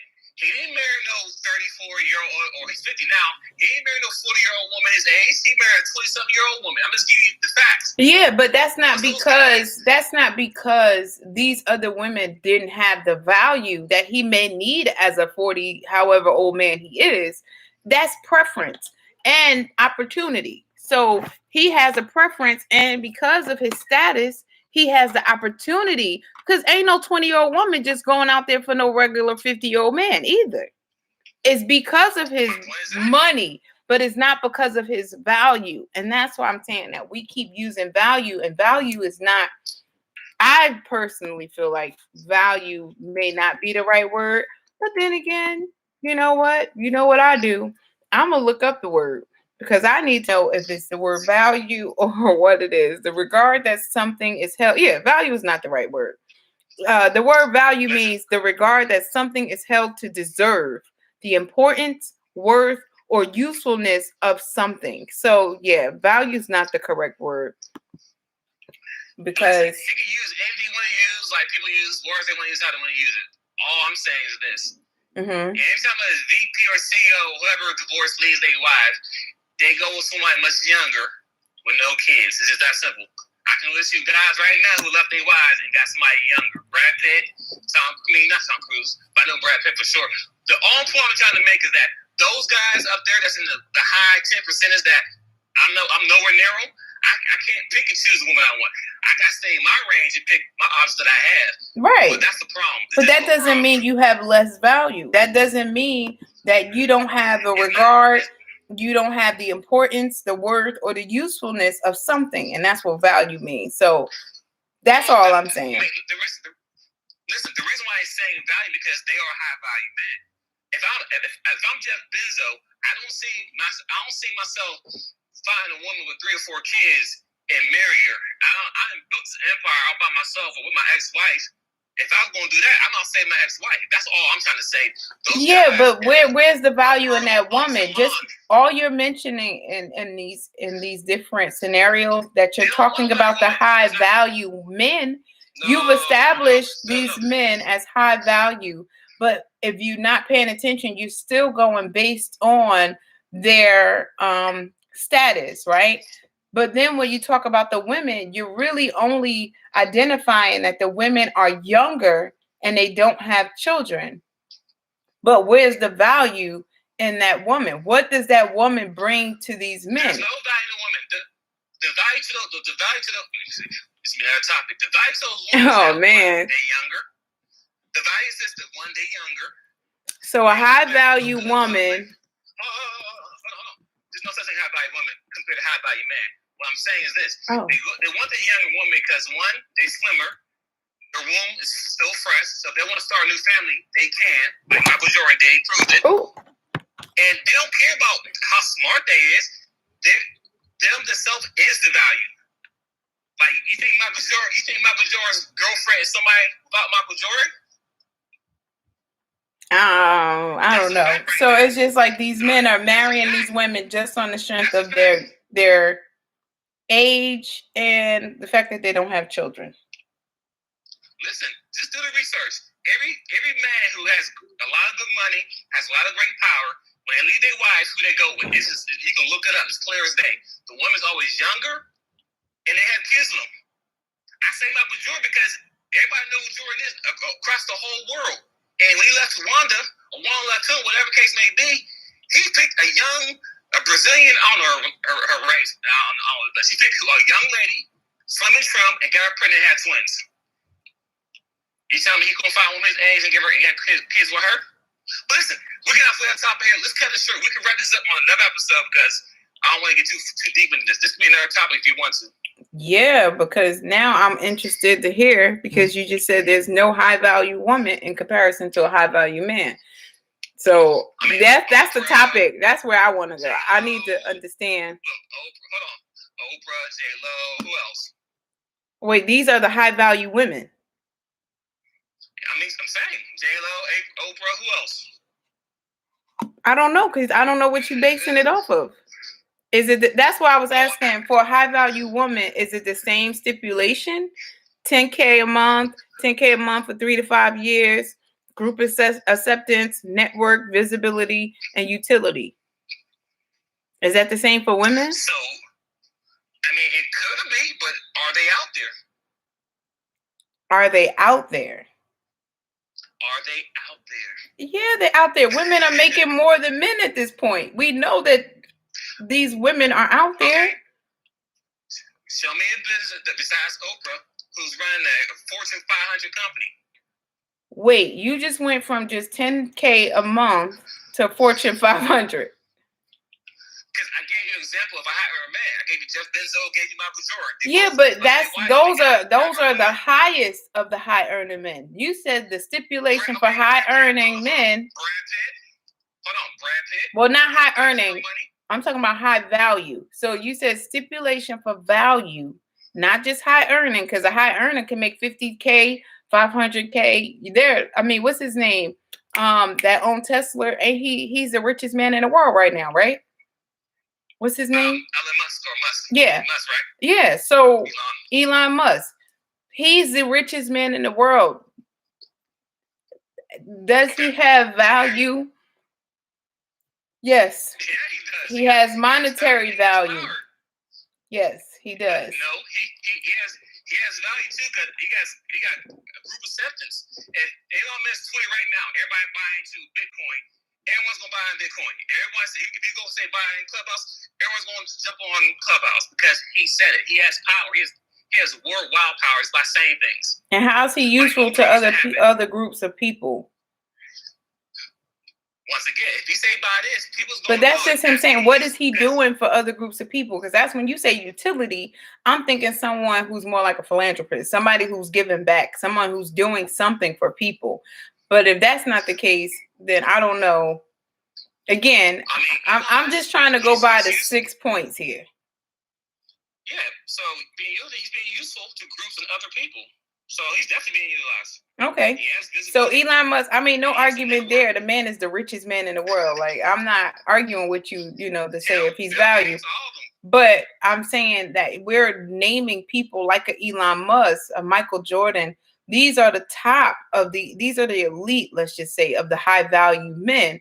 But when we compare it to the 6 points that's here, there are a lot of women that fall in this category of the 6 points in terms of being a high value woman. 10K a month for 3 to 5 years, group acceptance. People know who she is. She's well known in her workplace and things like that. Visibility or network. Yes, you can go find her on LinkedIn. Yes, she's been in this position for years. And utility, most of us do volunteer and, all it is engaging with the community. So I think that if we're basing it, maybe not the Oprahs, I think Oprah is the elite up there with the Elon Musk type of thing. But women in general, I think we got a lot of high value women. Okay, who are they? When you say who are they, what do you mean? Are we talking elite? Because the only way we would know them is Beyonce, Oprah. Huh? Married. Well, what do you mean? Are you saying single women? All of the men you mentioned were married. You talking about they married younger, and because these women didn't have children. So, do it matter if Beyonce's married? Is she a high value woman? And so is Michael Jordan, and so is the other people you mentioned. Hold on. If Beyonce leaves Jay-Z, yes, she'll be a higher. Yes, she is, but that's just one. No, it's not just one. You got Beyonce. You mentioned Oprah. You mentioned. I helped you out. I helped you out and gave you two. So but I'm saying I can keep going. You got Sanaa Lathan. You got all of these Nia Long. You got a lot of black actresses that are in these categories. They got more than 10K a month. They've been doing this for longer than 3 to 5 years. People know their name. When I mention the name, you know the name. Yes, they have group acceptance, visibility, network, all of these things. I can even go down the line to some of the newest ones. Like I can say someone like a what's her name? The difference between a high value man and a high value woman. A high value man is looking to be married to somebody. Like these guys are already married. But the high value. Okay, so name single high value men. The ones that Kevin worked with who make 6 figures who want to be in a relationship. Name some. Where are they? Where are these men? I can't listen. I can't name them because I don't work with them. He does. So this is what I'm saying. Well, he should. If you work with these type of men, then you got to know there's women in these fields as well. There's no way in the world women are earning more than black men right now. So the argument is this: these men want to be married, but they can't find women to marry. That's because the women don't want to marry them. It's because they got receding hairlines. Yeah, you got money, but I got money too. So that doesn't matter. It's your pot belly. It's your breath. It's your attitude. These women don't want to marry these arrogant men. Who's marrying who? What do you mean? For them to marry each other? See, yeah, we definitely gonna have to have a part 2. See, now you making excuses. What's the excuse? That's reasons why a woman would not want to marry a man or be attracted to that man. They're not attracted to these men. And And that's where you get the conversation. And that's why you got people like, what's her name? That's why you got people like Sierra, Eve. They go and marry other men. Why? Because they're not attracted to these guys. They feel like they're high value, high earners. No, I'm good over here because this guy's going to treat me this way or treat me that way. They're not interested. These women want to be married, but they don't want to marry these men. Just like you're going to tell me, you might want that type of man, but that type of man don't want you. That's the same thing. You can't say that there are no high value women, though. That's crazy. We're making more money than you guys are at this point. See, all thing you're saying right now is making more money, and I explained to you. But when we make more money, we do it with all of these things anyway. Like for men to be, in network visibility, utility, women are nurturers by nature. So when we're making more money, 9 times out of 10, what do you mean? They're colleagues of mine. I work with them. One of them just recently got married. My best friend, one of my best friends, matter of fact, my girlfriend, she is a high value. 3, 4, and 5. I got at least 3. No. 3, 4, and 5, the bullet points. I got at least 3 women that are in my contact list right now. That you can go find on LinkedIn.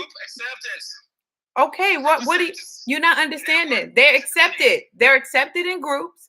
Now we're not talking extreme. They're not on TV, but that's not the 6 points. You don't got to be known, a superstar. That's not part of this 6 points. 6 points is, do they make 10K a month? Yes. Have they been doing that for 3 to 5 years? Plus that, yes. Do they have group acceptance? Yes. They're part of organizations. They're part of different program CEO. Yes. And I know these women. I just was on vacation with one of them. Exactly. So yes, visibility. You can go look them up on LinkedIn. They're not married, but they want to be married. I'm 37. They're younger than 35. One in particular is between the ages of 28 and 35. No children. Never been married. Huh? So how come they can't get married then? No, they can get married. It's just the guys that we talking about, she's not interested in them guys. That's what I'm saying. She could be married. You just proved my point. She can be married, but she's not. The guys that you keep saying, why aren't these guys married? Because they're saying they can't find these women, but they're not attracted to each other. Because we deal with high-earning men. I know why. You see, this is why the so-called high-value man and a high-value woman or alpha woman, they can't work together. You know why? Real quick, a man, he can say, I have a house, I have a car, I do this, I bought this business, I built this, I did this, I did that, right? Guess what a high-value woman say? I did too. Car, have the same. Right, and guess what? All it is right there is masculinity. You can't do the same stuff. That's not masculinity. We see masculinity is your aura. No. Make accomplishments. We gotta have 2 more, 5 conversations more. We got topics for days because masculinity. That's actually one of our topics, right? We just put that on there. Masculinity, versus yes, because what you're saying is if I've accomplished these things, I can't be feminine or I am masculine. And that's not true. My girlfriend is all girl. I'm going to post our pictures from Miami. She's not married. She's single and she'd love to be married and have children. I'm going to listen, y'all, to all of the listeners. We're talking about high value, right? Now, Miss I Speak Life has been in this high value category for some time until recently. So I do have friends and associates who are still, on the job. Let's just say I'm an entrepreneur at this point. So, but no, some of my peers from higher education, they are in this category. I'm going to post a picture and I'm going to show you how beautiful my friend is. Matter of fact, if you go on my Instagram, you'll see me and her. I have on pink and she's standing next to me with the denim and a crop top. And she's good and single and would love to be married. It's just she's not attracted to those arrogant, high value men because they come with all of this other stuff. Like, yeah, you throwing this stuff at me as if it means something. I want you to see me for me. I want you to like me for me. I don't want you to throw your belongings and your tangible things at me as if I'm supposed to kiss the ground you walk on now because of it. When guess what? I've achieved that myself. So now what are we talking about? And that's where we have the issue because there's no character. There's no. Hold on. So the question is, why she want a high value man?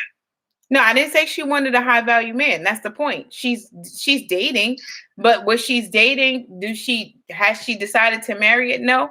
Could she? Yeah, she could. I mean, we all could be married. Mm-hmm.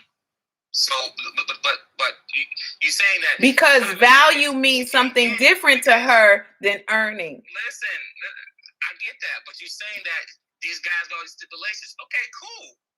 Why can't you find a guy at her same level as where she's at, or maybe lower? What's the problem with that? It's nothing. It's no problem.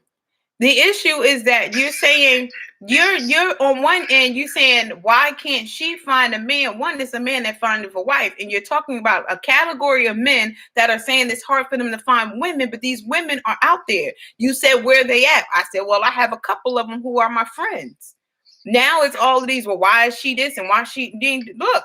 Where are those men that you're talking about?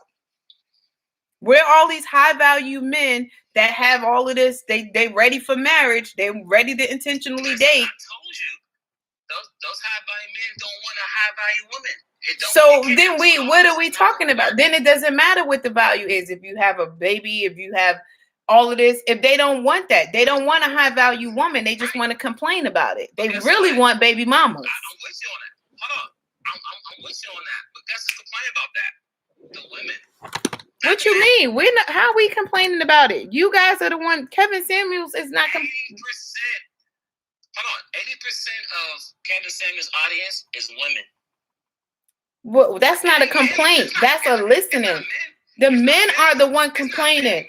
Women are not starting these clubhouse rooms. Women are not starting these types of conversations talking about blah, blah, blah. Women who have children have less value. These are boys who probably don't fit this 6-point category fully, that only fit one part of this category, and they've only probably done one, which is number one, 10K a month within the last 6 months. They certainly haven't done it for 3 to 5 years because some of this stuff wouldn't even make sense coming from a person established in that way. They'd be mature.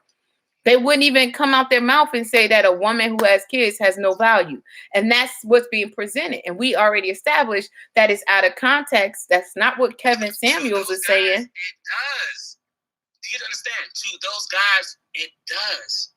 To those guys, it does.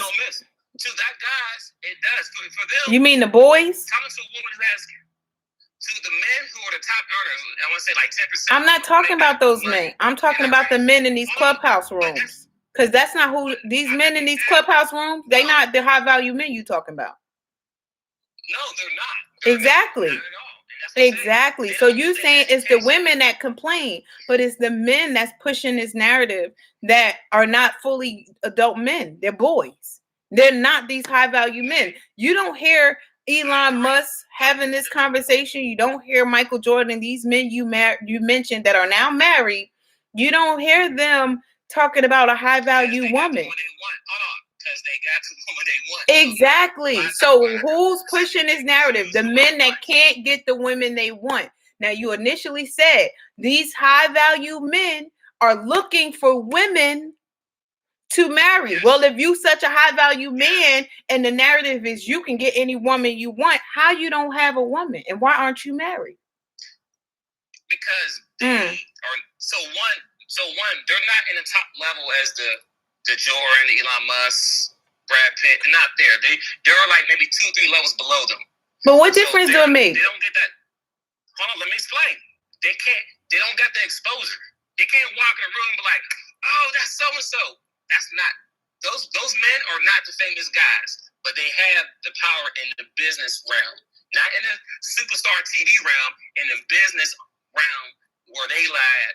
So when they walk into a room, a woman don't know who she is unless she sit down and Google and look them up and stuff. She don't know who he is. She don't look out like, oh, he lame.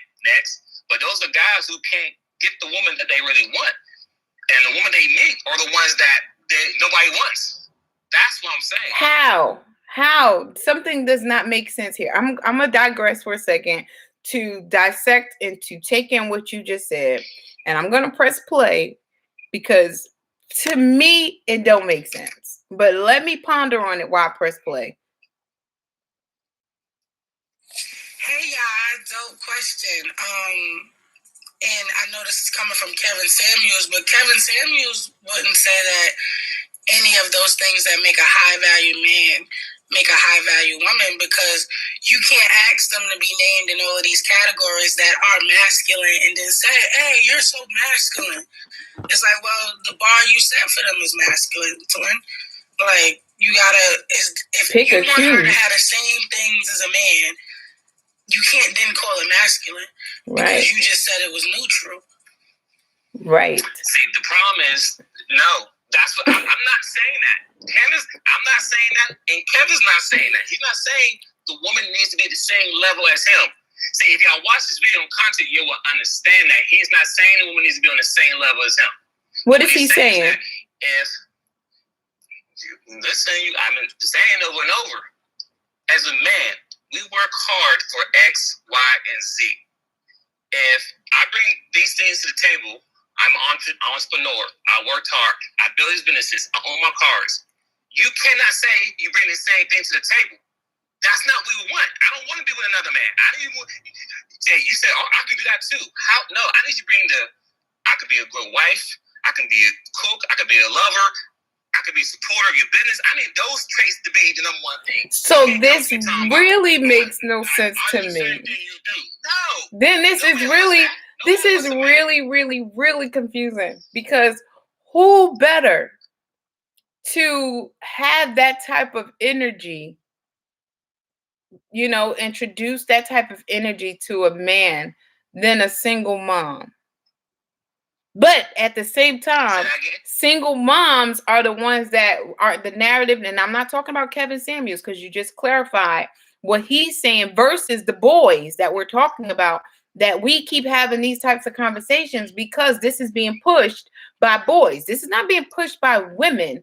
This is a narrative that's being pushed by boys. Women are not out there saying that single moms have no value or less value than women without children. That is what these guys are saying.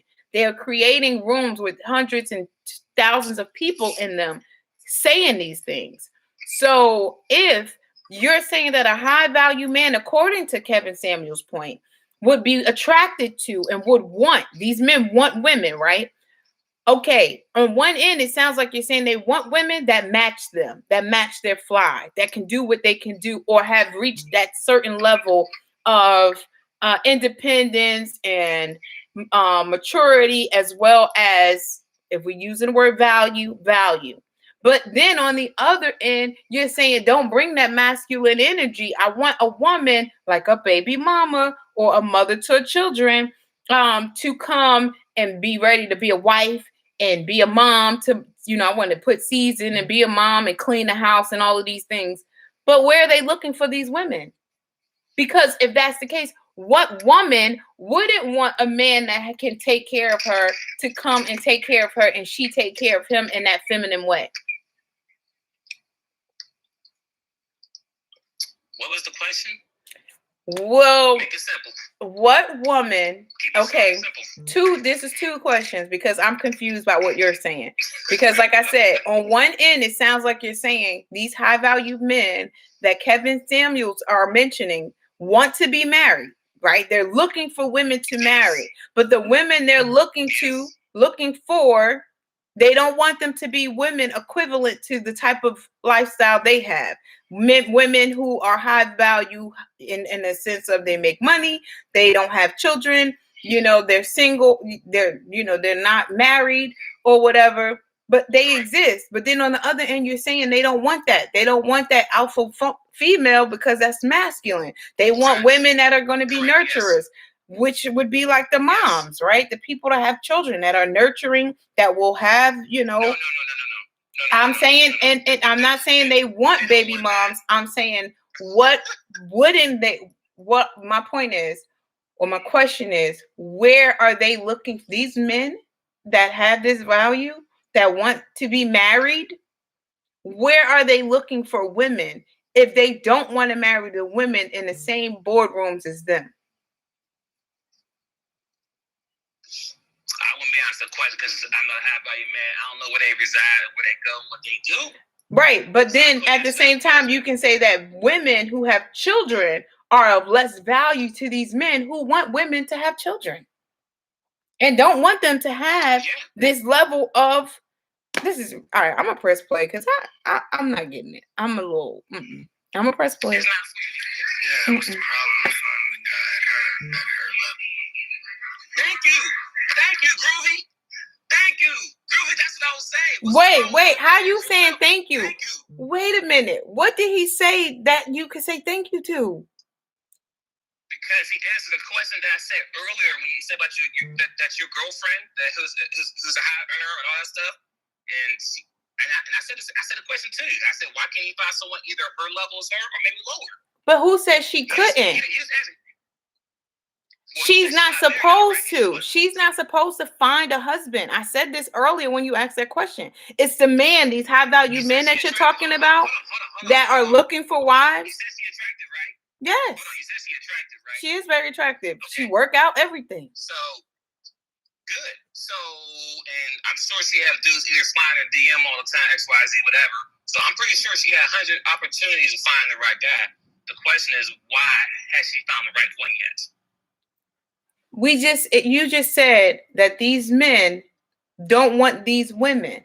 But then why would she have to date down? And what if she wants to date a high value man?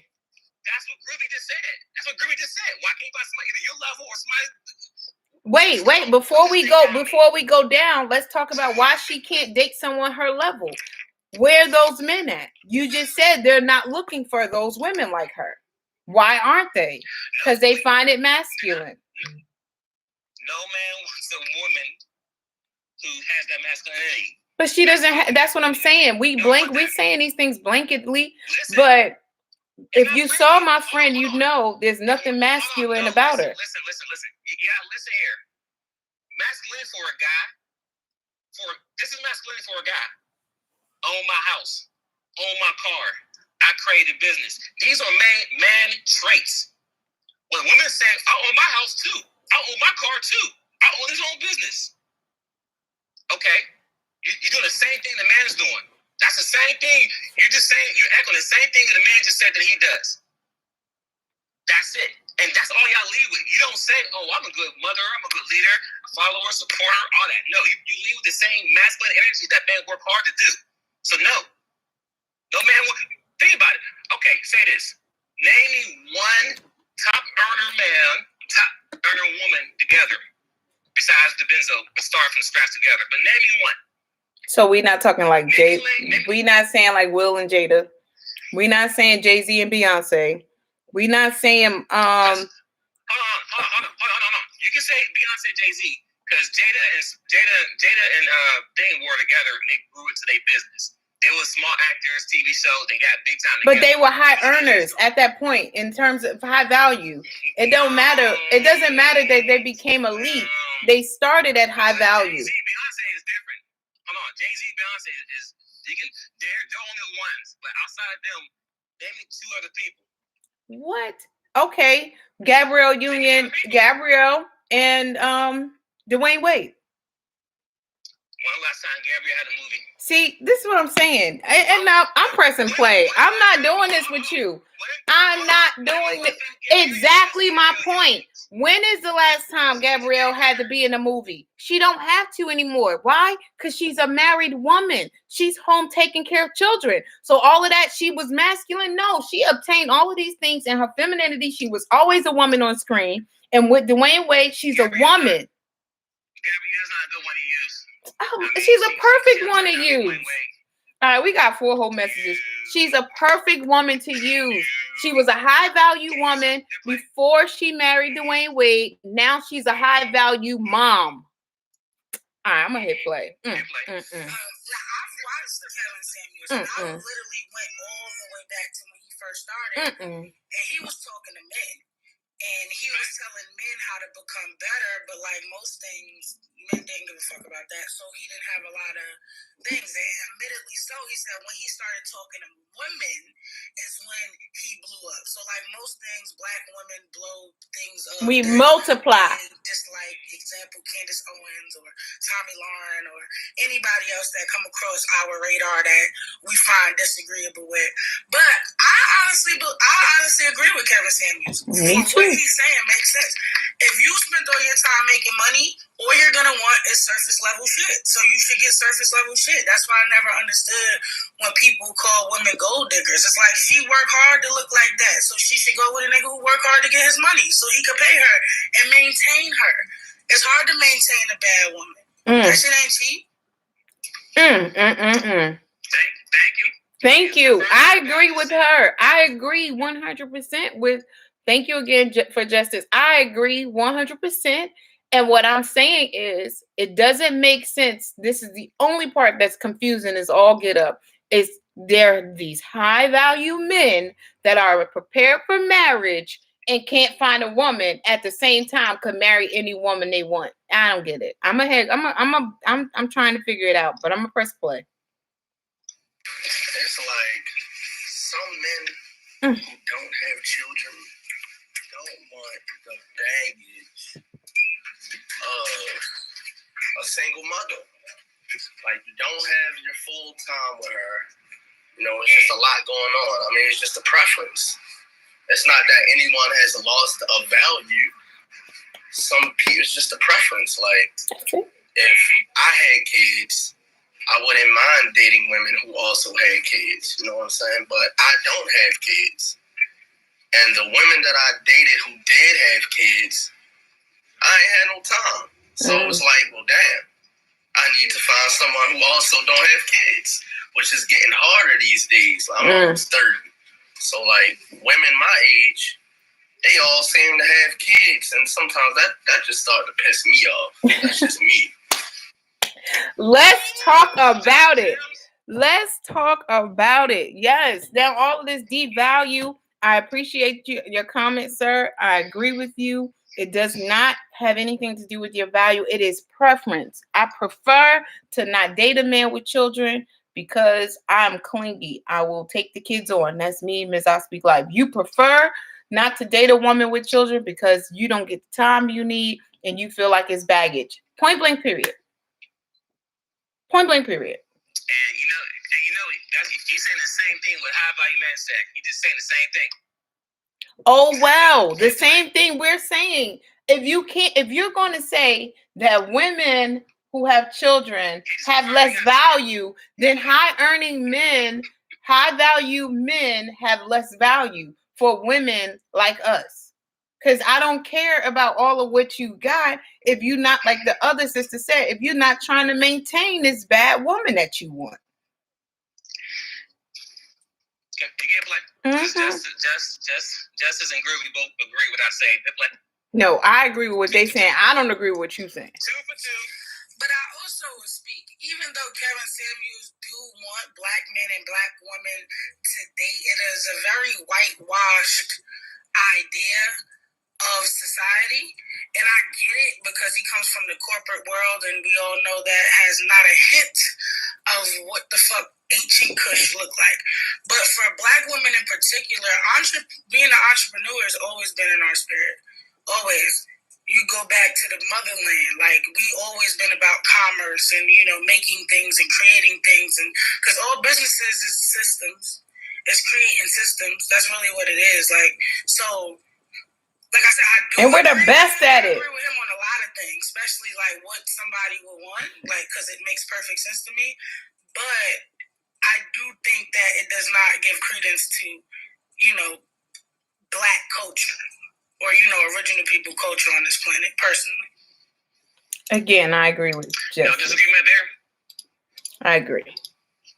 Pressing. And I don't think that two high value people could really work in a relationship. Like, they would probably be too damn busy to even like have time for each other. It would have to be like one person is a high value person and the other one would have to be like not the polar opposite, But it would have to be like a balance.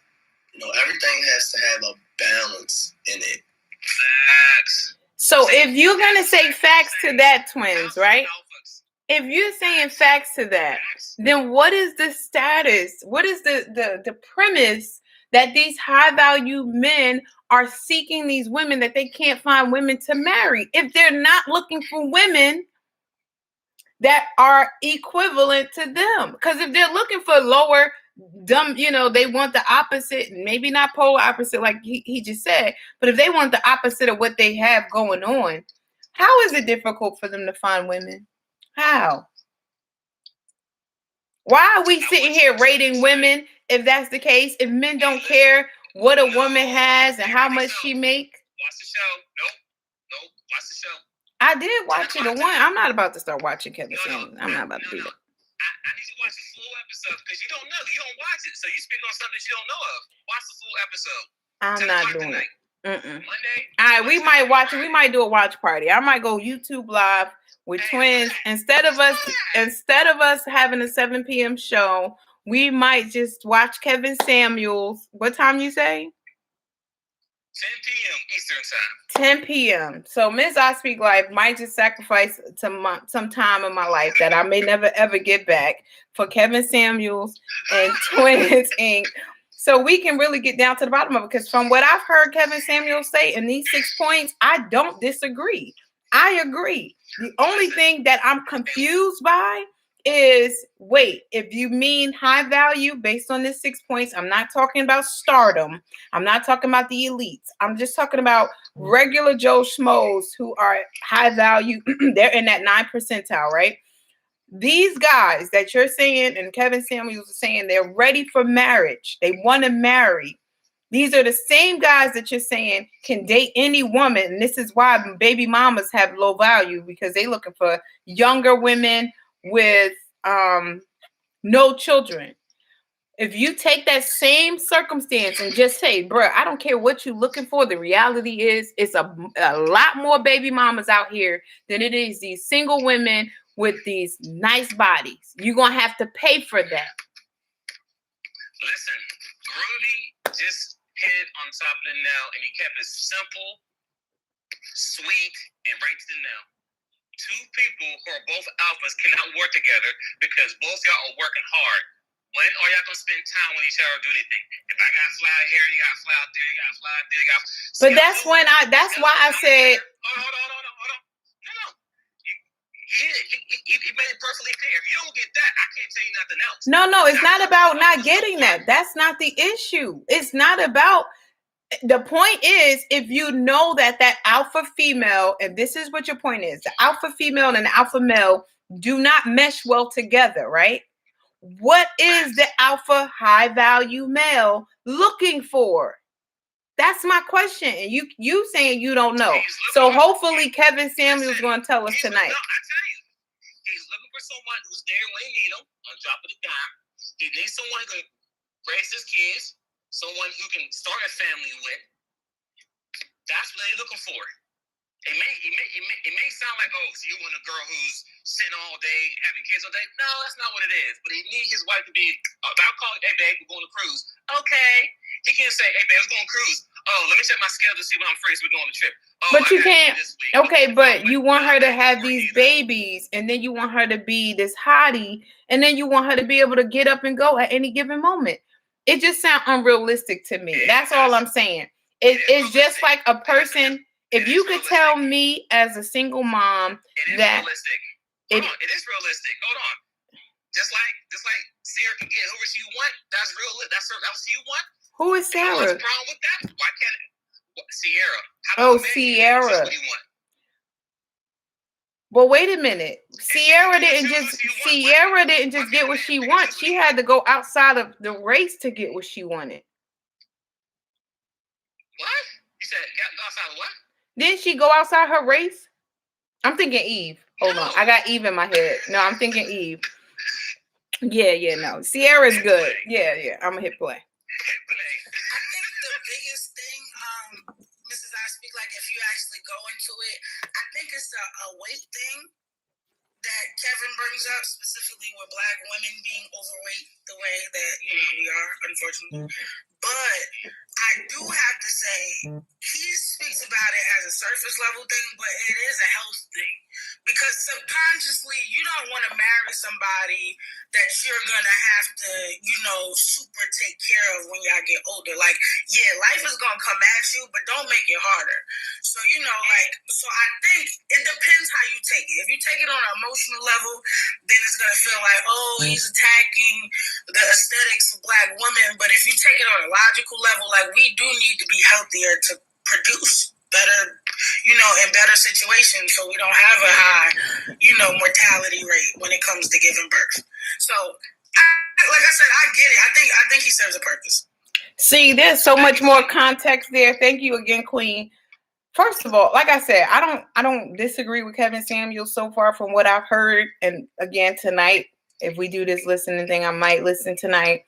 I agree with that. I can do logic. Logic makes sense to me. We could put all it. Well, we already talking on the real deal versus how you feel. Put your feelings to the side, but it has to make sense. So just like the brother said, if a high value man and a high value woman do not mesh well together, although I feel like Sierra and who she with, is Future. That's who she was with. Yeah, previously, yeah. Right. So she was with, but if you look at, and she's with the new guy now, but Future is high value, and so is Sierra.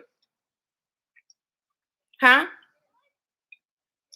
His name is Russell Wilson. Right, but I'm before, not even Russell, before Russell Wilson. Future. Is Future not high value? He's high value according to these 6 points. See, that's what I'm saying. That what? No, he's not. How he not high value according to these 6 points? Where is he? Where does he miss the mark? I'll give you one right here. He missed the mark here. Go to LinkedIn and show me his visibility on LinkedIn. Why got to be LinkedIn in particular? We know him on he's a star. We cannot. Hold on. We cannot move the goalposts. This is what it says: visibility, position, and income in LinkedIn level. Wait. I have a LinkedIn. Wait, you have a LinkedIn. I have a LinkedIn. Future. I'm confused though. Wait.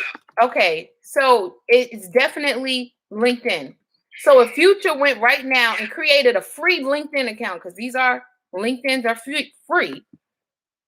If you're saying that because this man doesn't have a LinkedIn account that he is not visible, then I don't understand. That doesn't. No. Let's be real here. He can create an account. When you go to LinkedIn, what information is on someone's LinkedIn profile? You're a smart lady. Tell me. What you mean? All of their information, their history, their employment history, their status. Thank you. That's it right there. Show me Future's LinkedIn status where his career path. Show me where he can go to another company and get hired. Show me. That's what the LinkedIn level means.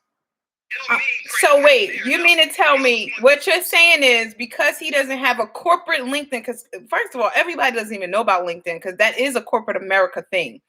This man is established in the arts, entertainment. He can go anywhere. He can go to Sony. He can just like football coaches or football players.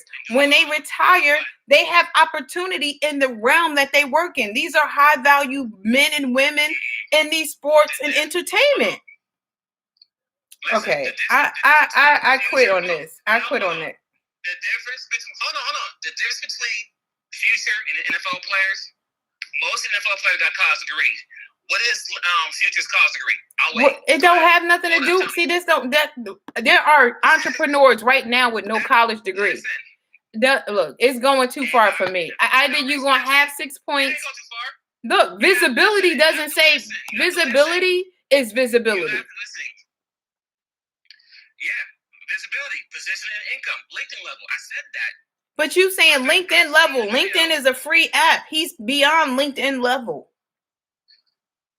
You know what? Go ahead and play. We got 6 messages in here. Hit play. I'm just gonna run through these messages. I don't have no more to say on this. I gotta do some research. I don't get it. Hello, I am from Britain. I'm gonna have a bottle.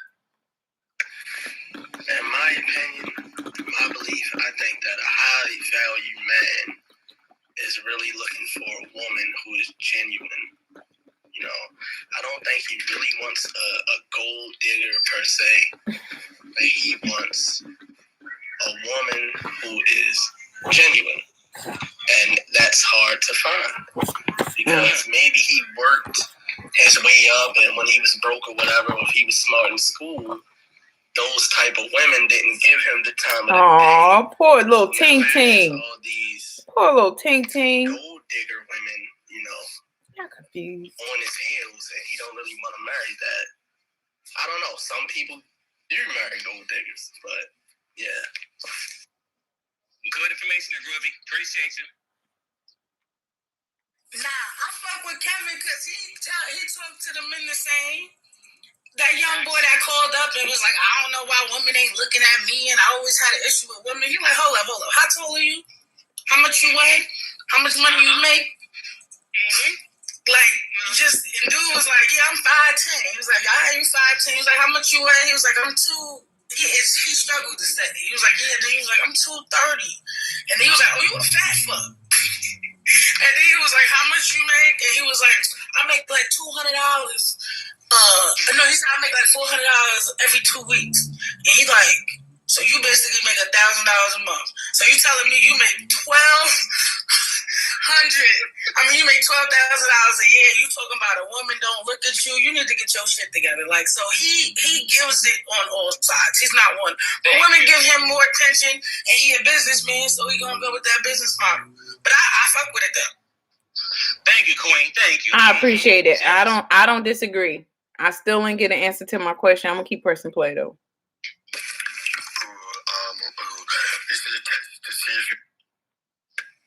And I wish that we could all stop putting men's value always has to be on what we have or how much money we make, how much property we own. Like, okay, yeah, we need money and shit, but what about the other qualities? Does that even count? Because Future, oh my God, he's low value as fuck. On the other scale. On the other scale. Very valuable, right? But it's like there's no substance to him. I don't know him personally, but dude got like fucking 10 baby mamas. Exactly. Yo, thank you, Groovy. I appreciate it. I appreciate your comment. Why? Because that other stuff is not even in this 6 points. We're gonna keep pressing play. It's like the only difference between Future and a guy that's living in the hood with 10 kids is just that Future is on the radio and has millions of dollars and the other dude don't. Facts. Right. He's visible. He got network. He got all his points. These points. Twins, are you arguing that Future's not a quote-unquote high-value man? Not at all. Character and all of that shit, whatever, that's not what the case is. But in terms of how Kevin presents with high value men is the men that women go after. And by all of his baby mothers, it's clear who they're continuing to go after him. And it's not because of his LinkedIn account. It's because he has bread. And it's really that simple, especially with hip hop. That's why I said it's whitewashed. Like, a lot of that shit is like, I'm pretty sure for a corporate, but then you can't even say that because a lot of Kevin talks about a lot of blue collar workers too. I think he call them blue Henrys, something like that. Blue Henrys or some shit like that. And then women are FBIs, fit, beautiful, inspiring. I think some shit like that. Fit, beautiful, and intelligent. Yep, you got it. Thank you, Queen. Thank you. Future is not high level. Future cannot go anywhere in corporate America and run a business. We ain't talking about corporate America. Hold on, I'm talking to you. I'm talking to the lady. She wants the confidence and she understands. Listen, Future, yes, he has popularity, he has money, but he's on nobody's radar as a high value man. If you say he's a high value man, then you might as well go and throw in Drake Everybody in a rap career is high value man, and we know damn sure all them guys are not high value man. But they are high value concerning these points. That's why this point system don't make sense then. Because what are you saying? You didn't mention any character. You didn't mention character. You didn't mention moral compass. None of that's mentioned here. What this says is 10K a month. Matter of fact, the earning is 2 of it. Earnings is 2 points. You got to make 10K a month. Then you got to make 10K a month for 3 to 5 years. Group acceptance. Okay, what group? Future is in the entertainment. He's very well accepted. He's an artist. He's a star. Okay, network. Well, clearly he's networking. He's on radio stations. He's on television. He got all these visibility. Come on. All of what I'm saying is based on these 6 points. No, you can't pick and choose when you want to add character, moral compass. It's a fact here. Where's the fact? Future only has visibility in the black community. You go into the white community and say Future, nobody, the Molly Perkins. You must be crazy. Who buy Future? Who spends their money on this stuff? We bootleg everything. It's the white people that know him. Trust me. Trust me. It's the white people that know Future. Okay? These are the people. See, when you in entertainment, these are the people that buy the albums. These are the people that spend. All right. So what you're saying is DMX is a high value man. Is what you're saying. If Future can do it, so can DMX. At one point, based on these points, DMX is definitely a high value man. I'm done. Hit play. No. Hear what I'm saying. Now, do I consider them high value? I don't know them personally. And again, Miss I Speak Life is not high off this value word. I think it's the wrong word altogether because it's misplaced. It doesn't belong here. High earning versus a high value man. These points can't really be used with value. They can be used with high earning because there's so much that value encompasses that's not listed here, like a moral compass, like your belief, your system. What do you stand on? So I'm going to hit play. Those are your points. Barack Obama is a high value. Absolutely. Donald Trump is a high value man. Future is not a high value man. You understand me, brother? Money wise, yes, he's very valuable. So how is Donald Trump? Nah, he's not high value. All right. I agree with Groovy on a certain level. When he said Barack Obama, absolutely. But then he said Donald Trump. And then he said Future's not. But Future is based on money. So where's Donald Trump high value? It's not about money. Stop saying. What? That's no. I agree. I agree. It's not about money. But where's Donald Trump high value on these 6 points? Come on now. Where's he accepted? Trump is accepted everywhere. Let's be clear. Okay. He became president. Everybody knew who Trump was. Hit play. I mean, already that one right there. Go ahead. That one. Listen, I don't care how value you may think you are. I don't care how value your woman may think you are, how much money you got, whatever.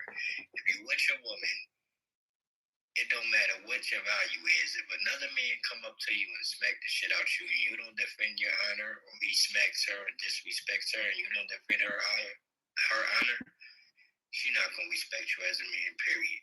So it don't matter what you can't base the value on money, I guess. Amen. Success. You know what I'm saying? Because That's all different I'm men saying. in different circles look at manhood in different ways. I don't care how much success you got if you ain't defending yourself as a man. It doesn't matter to me. You wouldn't. No man will never let a man put his hands on them. Like stuff like that. This is shit that men look at. You know what I'm saying? That has nothing to do with money. What type of father you are and shit like that. You know what? Agreed. Indeed. Agreed. The only thing I say is how many men you know are high value men that have the woman touched and the guy didn't check? You can hit play. Wait, say that question again. How many men of high value, the woman got touched and the guy didn't do nothing? The high value man didn't do anything? Yeah, listen, I understand what he's saying. If you have a scenario, give the scenario. All right, I'm gonna just press play. I agree with him.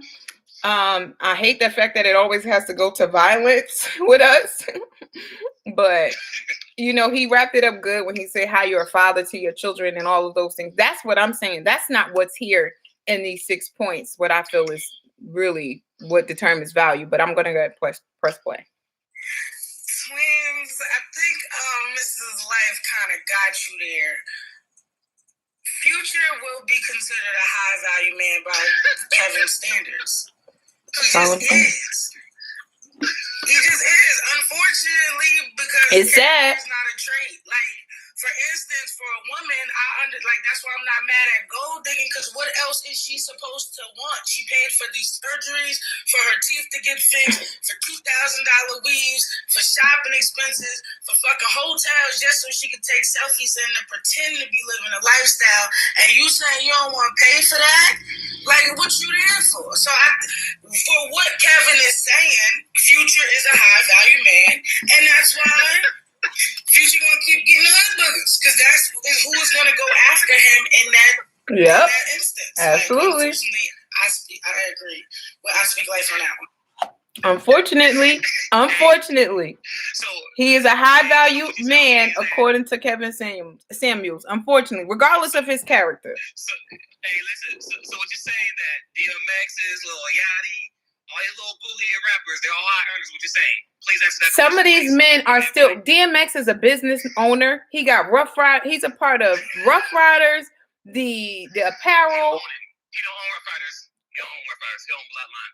But good. No, he don't own Rough Riders. I didn't say he owned Rough Riders. He's a part of it, but he does have a business. So when we talk about the points, that's the only thing that I'm saying. In regards to this 6 points, you don't hear valuable words, okay? Words of morals, of character, how you raise your children, what is your belief system, what's going to speak to that woman that's going to be the nurturer? Because none of this, that ain't speaking to them. What makes no sense? That makes no sense because as far as a high earner man, what does my character have to do with We're not talking high earning. We're talking high value. See, that's what I'm saying. These words are not interchangeable. No, don't flip my words. Don't flip my words. I'm talking about high value man. That's what I'm talking about altogether. You want to keep picking and choosing. No, you just said what does a high? You said high earning. No. That's what you just said. High value man overall. How is that's my same thought there. But as a high value man, Future cannot sit at the table with Barack Obama. He can't sit at the table with Ben Affleck. He can't sit at the table with J-Lo. Well, not J-Lo, but he's nowhere near those people as far as high value people.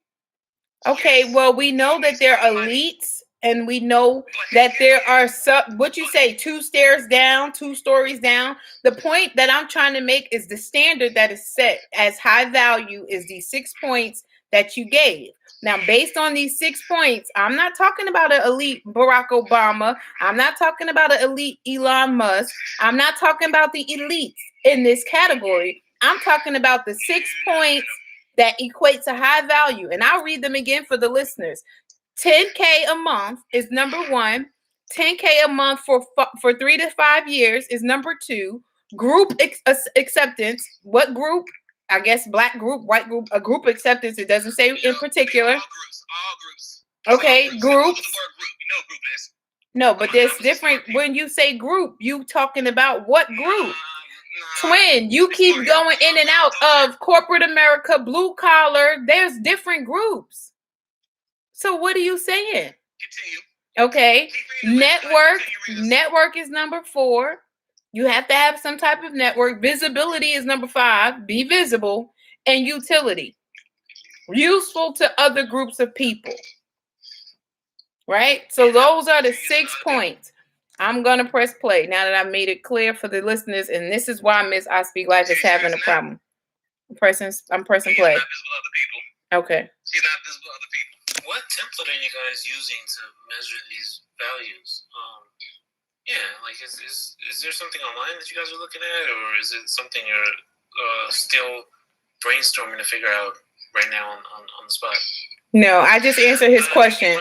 I just answered the question. What you want to do, sir? Go to YouTube, and inside YouTube, type in Kevin Samuels. No, go to YouTube and type in The Real Deal versus How You Feel. No.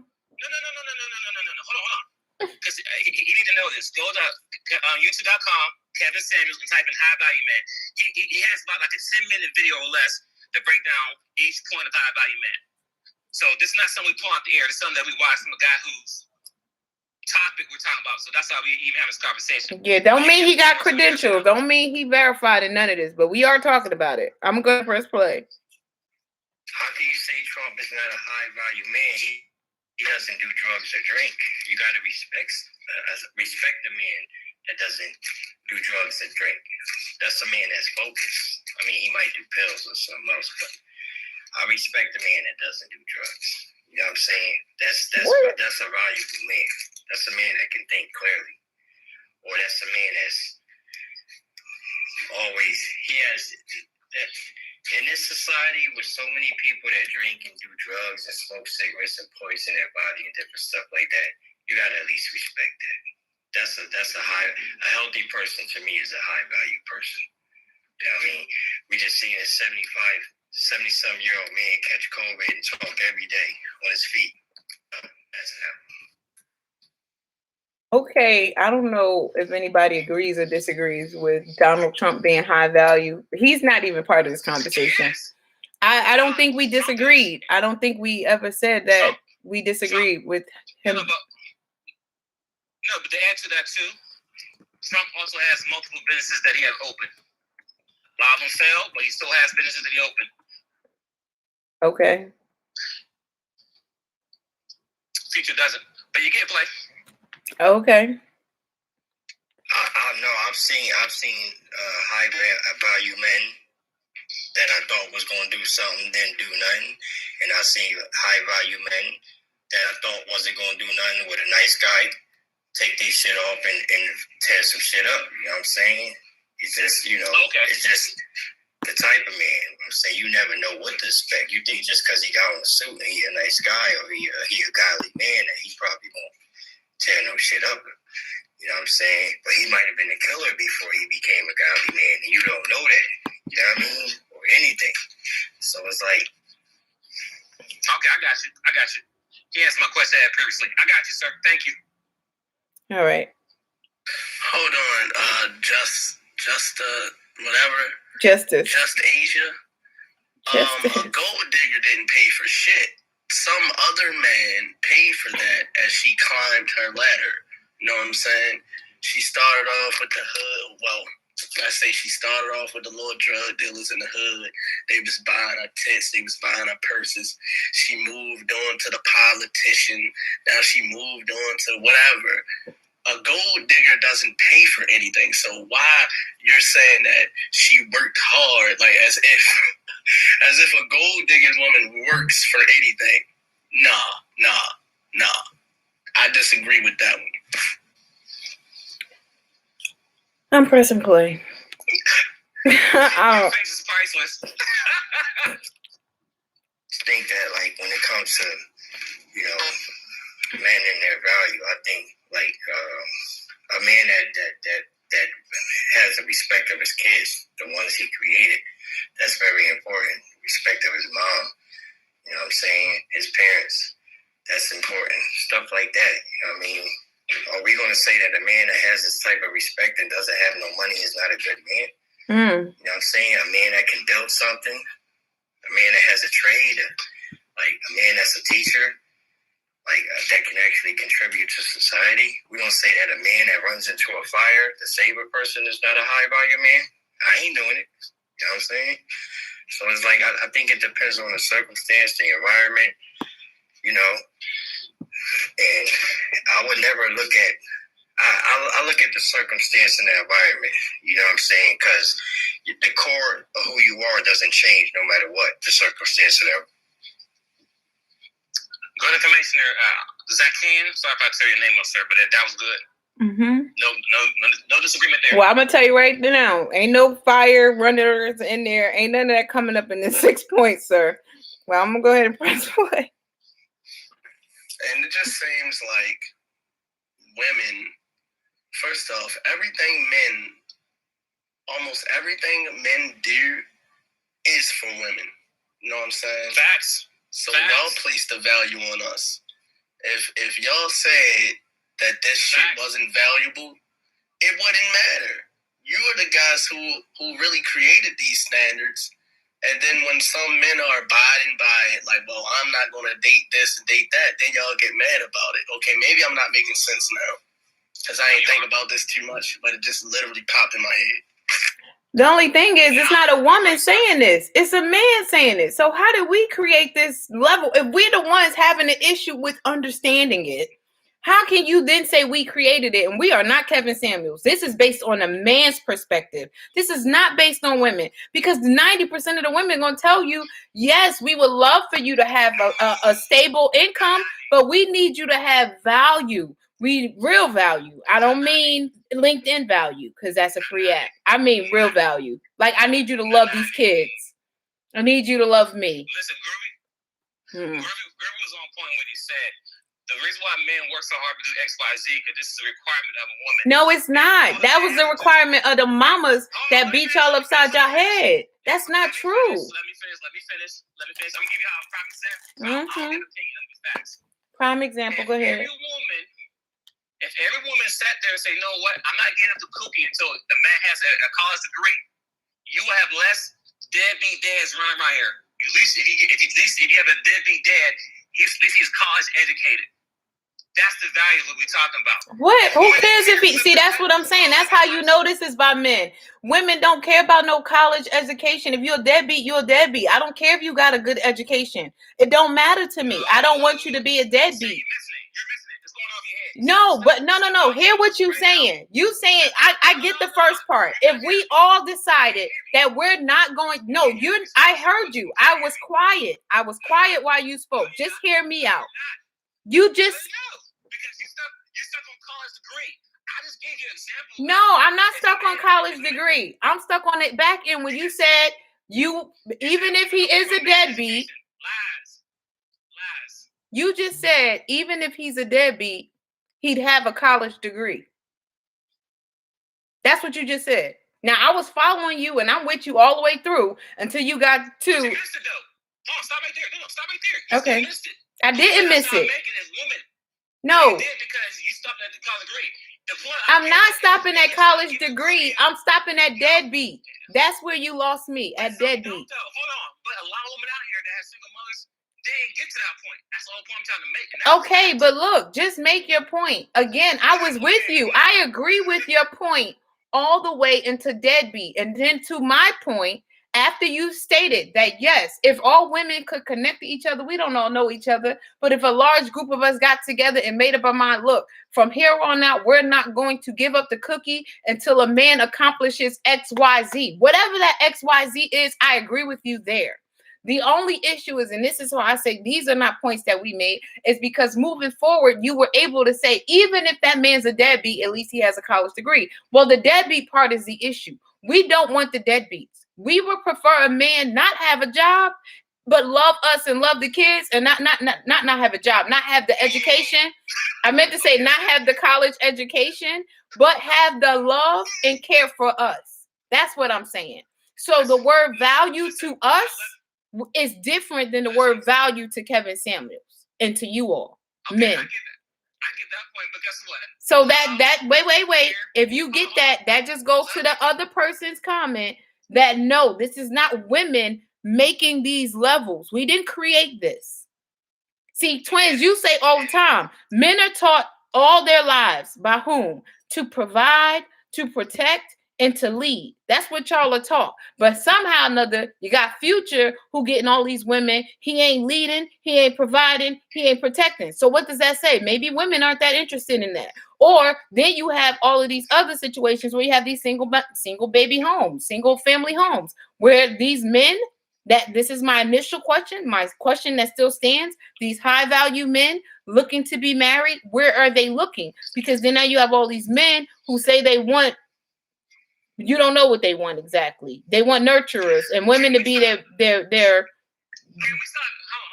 start using Future as a prime example? Because he's a horrible prime example out there. If we don't keep using him as a prime example, we might end this conversation now. But wait, the whole point in me using Future is to say that this system is flawed tremendously. This is not what women want. This is based on a man. That's all my point is right now. I'm gonna go ahead and press play. It is. No, don't hit play. Don't hit play. Don't hit play. No. We're not going to. It's not based on women. We didn't put this in place. It is. No, it's not. Listen, women chase the bag. Is that true or false? That's false for me. I don't know about other women. Oh, don't speak for you. See, emotions. You can't. No, it's not emotions. You cannot say the majority of women chase the bag when we out here chasing degrees. You can't have it both ways. Either we out here being masculine and chasing degrees and chasing and entrepreneuring, or we out here gold digging. I didn't do a poll, so I don't have the statistics on it. Listen, chasing a degree is the same thing as chasing the bag. No, it's not. Because you be so focused on trying to get your PhD and all this stuff. By the time you want to meet a man, you don't miss your prime because you spend all your years focused on your school and college degree. Okay, so having no man wants you by then. See, this is what I'm saying. This is how, again, listeners, Miss I Speak Life is going to say one more time that this is a system that don't even make sense. Let me finish this. Stop talking over me. Let me finish. You asked me a question and don't give me a chance to answer. Y'all hear this? No, don't do that. See, ladies and gentlemen, this right here is a prime example that men and women cannot get along. We can. We get along well. We get along great. We do. I understand that, but other people don't. I see you on the screen making the faces. You didn't lose my thought because you wouldn't be quiet. Let me say what I have to say. Hit play. The system is flawed. That's where you was at. The system is not flawed, is what you were saying. All right, I'm gonna hit play. Maybe it'll come back to you. Yeah, it'll come back to me. Hit play. But this is why there's a monkey wrench in Kevin's whole system scheme. It needs to be built upon. Like those are certain Kevin shit. But that's why I like the fact that he did a podcast with a woman who spoke more about the healing side, the internal side, the moral compass of it all that balanced it out. That's why when he says, "Oh, you don't need women," that argument falls apart because his argument needs a woman's touch. You need to add character and all of that to it because that's a lens somebody looks at you at that you may not see. And just like, oh boy, before added, like it's certain different defending yourself, being able to protect what that really is a part of it too. But yeah, like this is a great conversation. Shout out to both of y'all. We all right, okay? That's it. Agreed. The only thing is she just hit the nail with the hammer. Why? Because this just identifies the fact that Kevin Samuels needs to have a sit-down conversation with a woman to determine what the 6 points are, because women are the ones attracted to men. Unless you want to attract a man, then you don't want to just have these 6 points. But you're saying you don't want to attract another man. So why are you considering this high-value man? That's all. It's funny you say that for someone who don't watch the show at all. But I heard enough. Kevin had these shows every night, and he had these sit-down conversations with the ladies. But we talking about this. We gonna watch it tonight. I already said that. No. My question again. You mean overall? I'm not just talking to you. Okay, overall. Talking to you. Okay. There's people listening. I'm trying to answer generalized. Okay, generally Kevin speaking. Kevin had these conversations all the time, and he breaks it down. But let's be crystal clear here. Kevin Samuel is not talking to people our level. He's not talking to me. He's not talking to you. I don't know about that because based on this, I've been this level. My friends are this level.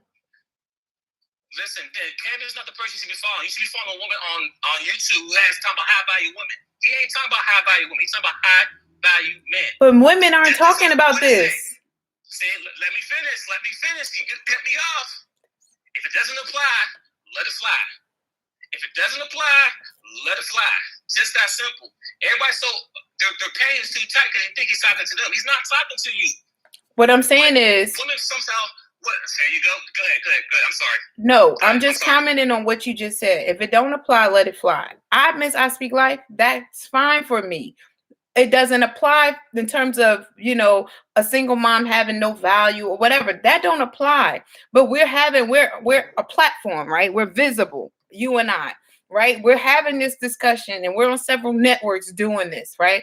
So there are listeners that you're saying things blanketly, but I don't see that being the majority. So I have opposition because the majority don't line up with this 6 points. If you're saying that it's based on women attraction to men and men attraction to women. That's all I got to say about it. So my only opposition is what are the statistics on this?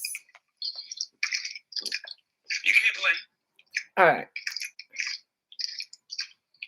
And I guess, okay, Future is really not that high value because when he went to court, he said he couldn't really afford his child support. He wasn't making a certain amount a month, but maybe he makes more than 10K, but he also said that he can't afford child support. So is he still high value? According to the 6 points, unfortunately. We ain't even talk about that, twins. If the man got child support or all of these bills, what if they making this money but can't afford stuff because they got bills? Real high. Real. Hello. Yeah, real you did. High value man. Okay. Real high value man don't have a problem paying child support. You can hit play. Oh, now it's a real versus a fake Lord Jesus. We don't know. Okay, I'm seeing what you guys are using. I'm looking over the notes right now, and it's more like high value in society. I mean, rather status. Like group acceptance, network visibility, 10K a month. I think the other one's 10K a month for 3 years or something like that. Yeah. And then utility. That sounds like a high value like servant, like a high value someone that I can use to make sure that I can like get my message across. Like I'm gonna look for a man like this, so to recruit for my business, because he's gonna help me out.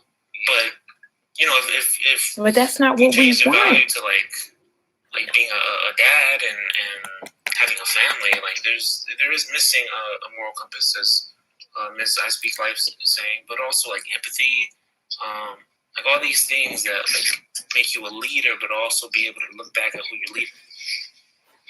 Amen. First of all, I want to say thank you, sir, for taking the time out and watching that video. And you did pretty good coming back in time. I think you said you got the notes. So thanks for tuning out there and going to this video and at least seeing those things. And I like how you broke it all down. Yes, I agree, and I appreciate you doing the work, right? That's valuable right there. That's the value. I don't care what this man makes. Miss I Speak Life is single, and that I would deem valuable. The man went and found out what he needed to find out so he could have a opinion, a valid saying and stake in the game. And at the end of the day, it just speaks to the flawed system that these things aren't here. So that's why when a woman hears it, it's not appealing because this is not what attracts us. What just transpired attracts us. So once again, Future's not high value. You can hit play. Oh, I don't care about Future, okay? I don't care about him. Like, it's like, you gotta think about labor different, right? Well, I think about it different. And I think about it different because I did healthcare, and I understand like working with people, especially when they're most vulnerable, is exhausting. It's exhausting. So it don't seem like work because she's not lifting bricks all day or driving a truck all day, but dealing with people and lying, because that's what it really is. I'm being honest. But lying, that shit take work. I know it don't seem like it and it's not honorable, but look at the society we live in. We're talking about quote unquote what high value men want, and that's literally a small population. Versus talking about what the average person needs, not what they want. But that's where this conversation is. Right. It's the society we live in. But yeah, gold digging is that shit. You think that shit look easy, and it's a lot of. I gotta press play. You can't play. It's based on the male perspective because. Okay. Oh, no, sure one. Okay. The groovy one, I hear you with like the women making the standard. I thought about this the other day, and I was like, but is it really the women? No. Or is it the women looking out and seeing the men that are successful in society that can like protect them with money or their size or etc. So is it really not the men that are shaping out what value is, and the women being inspired, knowing that, okay, I know that this is going to make sure that I live, my 100 years and my kids live their 100 years. You know what I'm saying? So are the women creating it, or are the men creating it and the women latching on to it? Come on, the Bible Dad, because these men lead, right? They straight lead, and I appreciate this man's comment. And he done the research. I appreciate this, because no, it's not us. First of all, can Miss I Speak Life be real blank? Huh? Did you hear what he said, though? Yeah, I heard what he said. He said that it's not the women making this status, it's the men who make this status, and the women follow suit. We didn't follow it, and that's what's happening here. And that's what's happened a lot.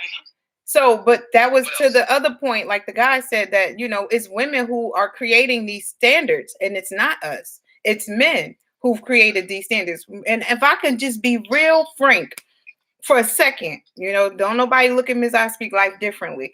But if a woman was to create this 6 points, in this 6 points somewhere would be some type of sexual stimulation, consistent sexual stimulation, because y'all get real lazy. We would want in this 6 points for you to have high value for us. You got to come with it on a regular basis, be sexy, be essential, and be able to give us what we need. Ain't none of that in here in the 6 points. So I know this is by man, because we value things differently. And I'm going to just leave it at that. I'm pressing play. It's based on a male perspective, because a female can't define manhood, just like a man can't define womanhood.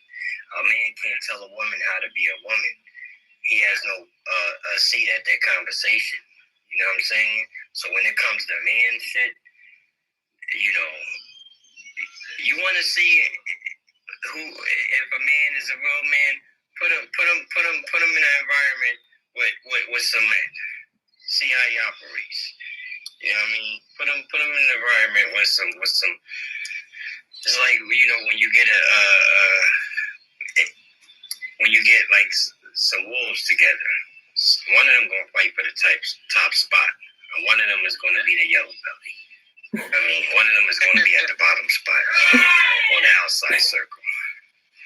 You know what I mean? He gotta wait to eat. Find out, like that. And I say right Thank you again, brother. Agreed. Is men is competitive. So yes, you put a man and pack a group of men. There's ranking. There's always an alpha, a beta, and A through Z, whatever. Because everyone can't be an alpha. Simple as that. Just like there's sports, there's always a ranking. There's only one team can win. Everybody can't win. So men is always competitive with each other. And we're even competitive when it comes to business. We're even competitive when it comes to women. So yes, all that makes sense. I agree. They don't get that. No, I agree. I think that we're saying the same thing. This is still, the point. Stop saying Stop saying because I'm not referring to you. No, I'm saying because we're having this conversation. When I disagree, I'm going to pose my opposition. Yeah, but when you disagree, you're making it about you, and it's not about you. But you can play. I'm not making it about me. I'm saying I agree with his statement, one, and then to my point, to his point again, that this is something that we're all having this conversation based on. We're actually going to have a listening situation where we're going to attentively listen to a man, right? Tell us what a high value man is. But what we're missing is that this is going to attract who? And this is why these high value men are still looking for women. Thank you, Twin. That's what I was trying to get at. Oh, I can't stop it, Twin. Wait a second. Hold your thought. Right now that she's not going to do X, Y, Z. You have to have a red card. You'll be saying red cards all on the street, bro. All right, my bad, Twin. They don't get that. Go ahead. They don't get that power. They don't understand that power they get. That's the one thing they don't understand. You set the bar for us, not us. Y'all set the bar. The women, you mean? You play. Okay. Yeah, the women set the bar. When you say we set the bar, man gotta get his money. Because you know why? Listen, the reason why the high value thing is not really for the women. The main thing that Kevin's pushing out there is that the woman need to be FBI, fit, beautiful, and intelligent. So what about these not so beautiful women with them? I'm sorry. I'm sorry. I'm sorry. Come back. Everything is a ranking. I don't understand why y'all understand the concept. That concept there. No, I do understand the concept. I just don't understand the premise of the concept. I don't think it's set for women to be attracted to these men. It's set for these men to be attracted to these men, or for business partners relationships, like the other guy said. A man could look at these points and say, you know what? I'm going to look at this because I need a business partner. Earlier in this conversation we had today, I'm sorry, if you're still listening, I do apologize, I forgot your name. But the guy said, I am now 30 years old. He sure did. And I try to talk to women my same age group. And most of them have women. Kids. Have kids. So this, like I said, this ain't really got nothing to do with high value. The point I'm making, he made it clear as day. Even as an average, a Henry, a high earner, but not rich yet, that's what high earner means. Is that guys at my level, I'm married now, but guys at my level, because I'm 30, if I want to talk to a girl my age, she already has baggage. She has kids already. So yeah, I'm gonna go. Okay, let me go in my 20s. But that's looked at as frowned upon. Like, oh, why you talk to her? Because you have your own kids, own stuff. I want to start my own family. Why do I have to settle for something else? I get to pick and choose what I want.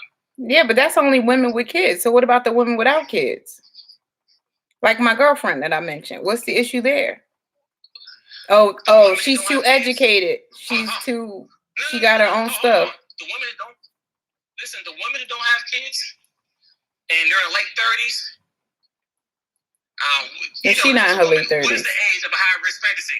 Hold on. What's the age limit for a high risk pregnancy? Like 40 for us. We had like 38, 40. I think Kevin had is 27 to 35, whatever. Well, we ain't talking about Kevin Samuels. Oh, okay. That's biological. At 27 years old to 35, and then just to confirm that, woman's high risk pregnancy is still not time frame. So if you late 30s, that means I gotta marry you right now. If you're in the 40s, no, because some of these guys they want to have kids, but if you're so it's 35 years of age.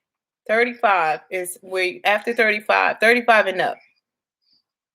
Right. High risk. So if you're 35 and up, you're dangerous or no man's land at that point. Right. But what about the women that aren't, is what I'm saying. Like my friend that I mentioned. Because what I'm hearing is it goes from, it's almost like a no-win situation. Oh, they have children. Okay, well, the women that don't have to, they too masculine because they have degrees or they have their own cars and their own homes. So what are these women doing until they get married? Are they just supposed to sit home, twiddle their thumbs? Like, what does this look like? Honestly, to be real with you, if a woman wants to be married, she should be married like early, like 25 and up. She should be married by that age. So in your 20s, what are you doing besides living your best life? And that's the problem. So you feel like most of these people, your 20s, you were married in your 20s. Yeah, I got married when I was 27. My wife was 20. Yeah, she was 27 too. Okay, so my friend is around this marriage age, 28, right? No kids. Okay, but the energy then after that, okay, why aren't you? Now it's a problem. Like it has to be an issue. I don't understand what is the I don't know. I don't get it. But the problem is men have hard times finding women. Women don't have problems finding men or not finding men, but finding opportunities. Like, once again, if I go to some of these CMO's DM box, there's 100 messages in there to my hi beautiful. even on Facebook or else. So there's someone always there shooting a shot. The problem is that women are no longer trying to build what they met. They want to go to see, here you go saying these blanketed comments. Women aren't trying to do this and women aren't trying to do that. According to where? According to what? Don't speak from a personal space. You got to give us some background from where is it that women, whatever it is you're saying. Someone earlier in the conversation said gold diggers, they want to go to the finish line. They ain't got time for the regular dude. That's that's a type of woman. That's a gold digger. Man, that's a big number. Say, if you live in California, Miami, Florida, those are huge numbers. Okay. All right. I'm going to go ahead and press play. I digress on that one.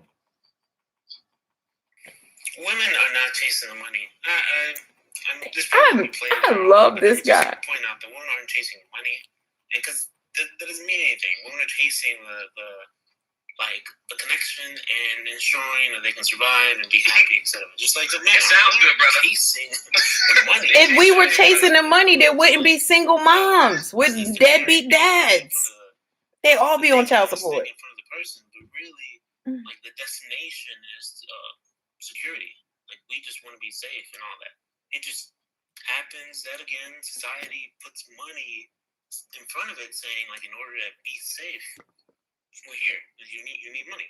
Like you guys know what I'm saying. Like maybe this conversation can progress beyond this somehow. I don't know. I'm kind of getting inspired out. Hey, Bible Dad, I feel what you're saying. I kind of agree with what you're saying a little bit, but I live in this real world and be a realist. To be honest with you, if I worked at McDonald's, I wouldn't be able to marry my wife because we were not on the same level of workplace. I'm not saying woman. I'm not saying that That's the woman not true. is chasing the bag. That's not But true. the point I'm trying to make is that someone said earlier, no, women not chasing the bag. They want that security. Security equals money and able to provide. That's what security means. You can candy coat it, you can wash it down, you can sugar it, whatever you want to make it sound, but that security is money. Nope. If I lose my job, can you hold me down? If I get hurt, can you hold me down? Nope. If that's the case, men won't be working so hard if they can get whoever they want. But Nope. as it's proven, and we all talk to people that we know. No, we could look at the statistics. If you look at the statistics, you can see that that's not true because there wouldn't be so many women on welfare. It wouldn't be so many women, single moms trying to fight for child support. If the women really, right? If we change the narrative and said we're not going to have sex with a man until he earns 6 figures, right? There'll be no baby moms then if that's the case. There would be no men. We wouldn't be married. Nobody be having sex. Listen, that's my point. Because y'all not making 6 figures. It's like 9%. So with that being said. So how are we chasing the bag? It's not even enough for y'all with the bag. Well, the problem is you only chase the bag after you all had your kid. No. Now you changing. Now women chase the bag. No, gold diggers. You just said there's a lot of single mothers out there. Why are there single mothers out there? I said if that were the case, if we were chasing the bag, there wouldn't be single mothers looking to try to get child support or single mothers out here, just dealing with guys that work at McDonald's. That's what we're talking about. That's what you guys on one end. That's the argument. Why these women dealing with deadbeats? Why you guys dealing? This is what y'all throw at us. On the other side of this conversation is y'all control everything. The cookie controls everything. Why'd you choose to sleep with him? Well, you knew he wasn't no good from the beginning. So if that's the case, and that's all of what we are, and those are all facts, that automatically means that we're not chasing the bag, because these guys that are locked up and incarcerated, these guys that are working at McDonald's, not providing for the family, the children, or anything, these guys that are leaving their kids and leaving their family, how are these guys, how are we chasing the bag? I can tell you, because what happened was when you was living your best life, when we was having these kids, got caught up. Just when you have these kids, now you realize living your best life wasn't a smart move with me. I want to be with someone who can provide me that security. So now, wait. You're saying? No. Let me finish. I didn't interrupt you. Let me finish. Because I live my best life. Now I'm pregnant. Now I'm in my 30s with a kid or two, whatever. Now I want to find a man who's making good money, and I'm supposed to accept you and these kids as well. So yeah, right. You wasn't chasing the bag. I mean, you wasn't chasing the bag as a young age. No, you was living your best life. So you got caught up. Now you're struggling. Go ahead. Apparently, you're going to keep talking over me. No, I mean, you were just about to repeat what you just said. You just said it.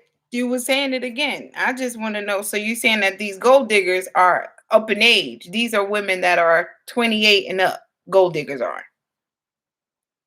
That was my only question to your comment. I'm sorry. I didn't mean to interrupt you. I just wanted to be clear. Get off of mute, twins. Go ahead and hit play because we got 9+. So people. But wait, I want to know if you're saying that gold diggers are blooming out of single moms are gold diggers, one, and they're between ages of like 28 and up. I'm not gonna say at a certain age. All I'm gonna say is this: once you got pregnant by a boohoo or pookie who ain't doing nothing for you, the next person you date with, you want somebody to provide that security because you don't want to be baby mama number 2, 3, and 4, and 5. So you want to be able to meet somebody who can take care of you and your kids. That's what I'm saying on the second time around.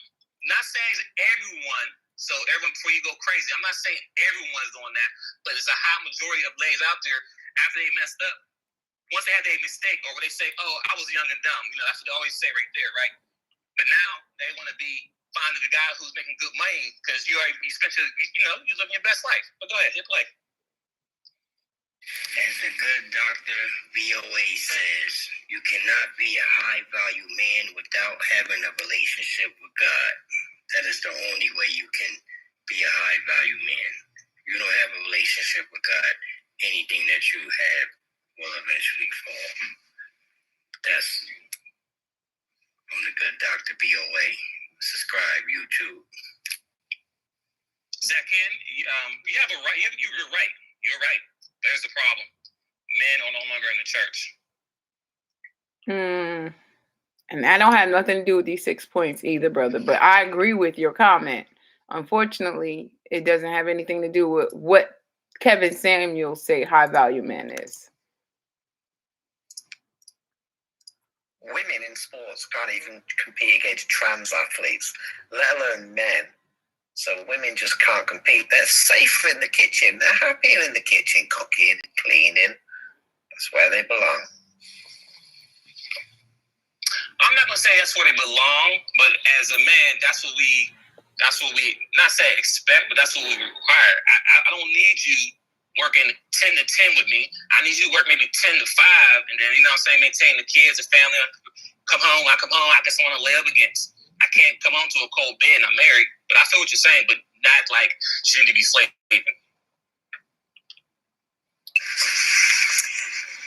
I like what y'all are speaking on. Got me going like, yeah, I agree.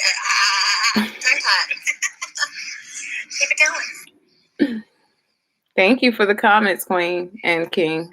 Yes, I see your boy, Kevin, and what I get from that is, first of all, he's trying to make the point that a lot of women are disillusioned. Like they believe that they deserve a man that has this and that and that and this, but they don't even have that for themselves. So that's kind of a different topic than what we're talking about now. But that's what I get from it. My personal opinion, myself, depending on how you want to take it, is that everybody is their own individual. You know what I mean? So if you're a woman and you have standards, you have a right to have them standards. But a guy like Kevin is basically telling you why you can't find a guy that you want. Because you aren't developing yourself and you don't even meet criteria that even comes close.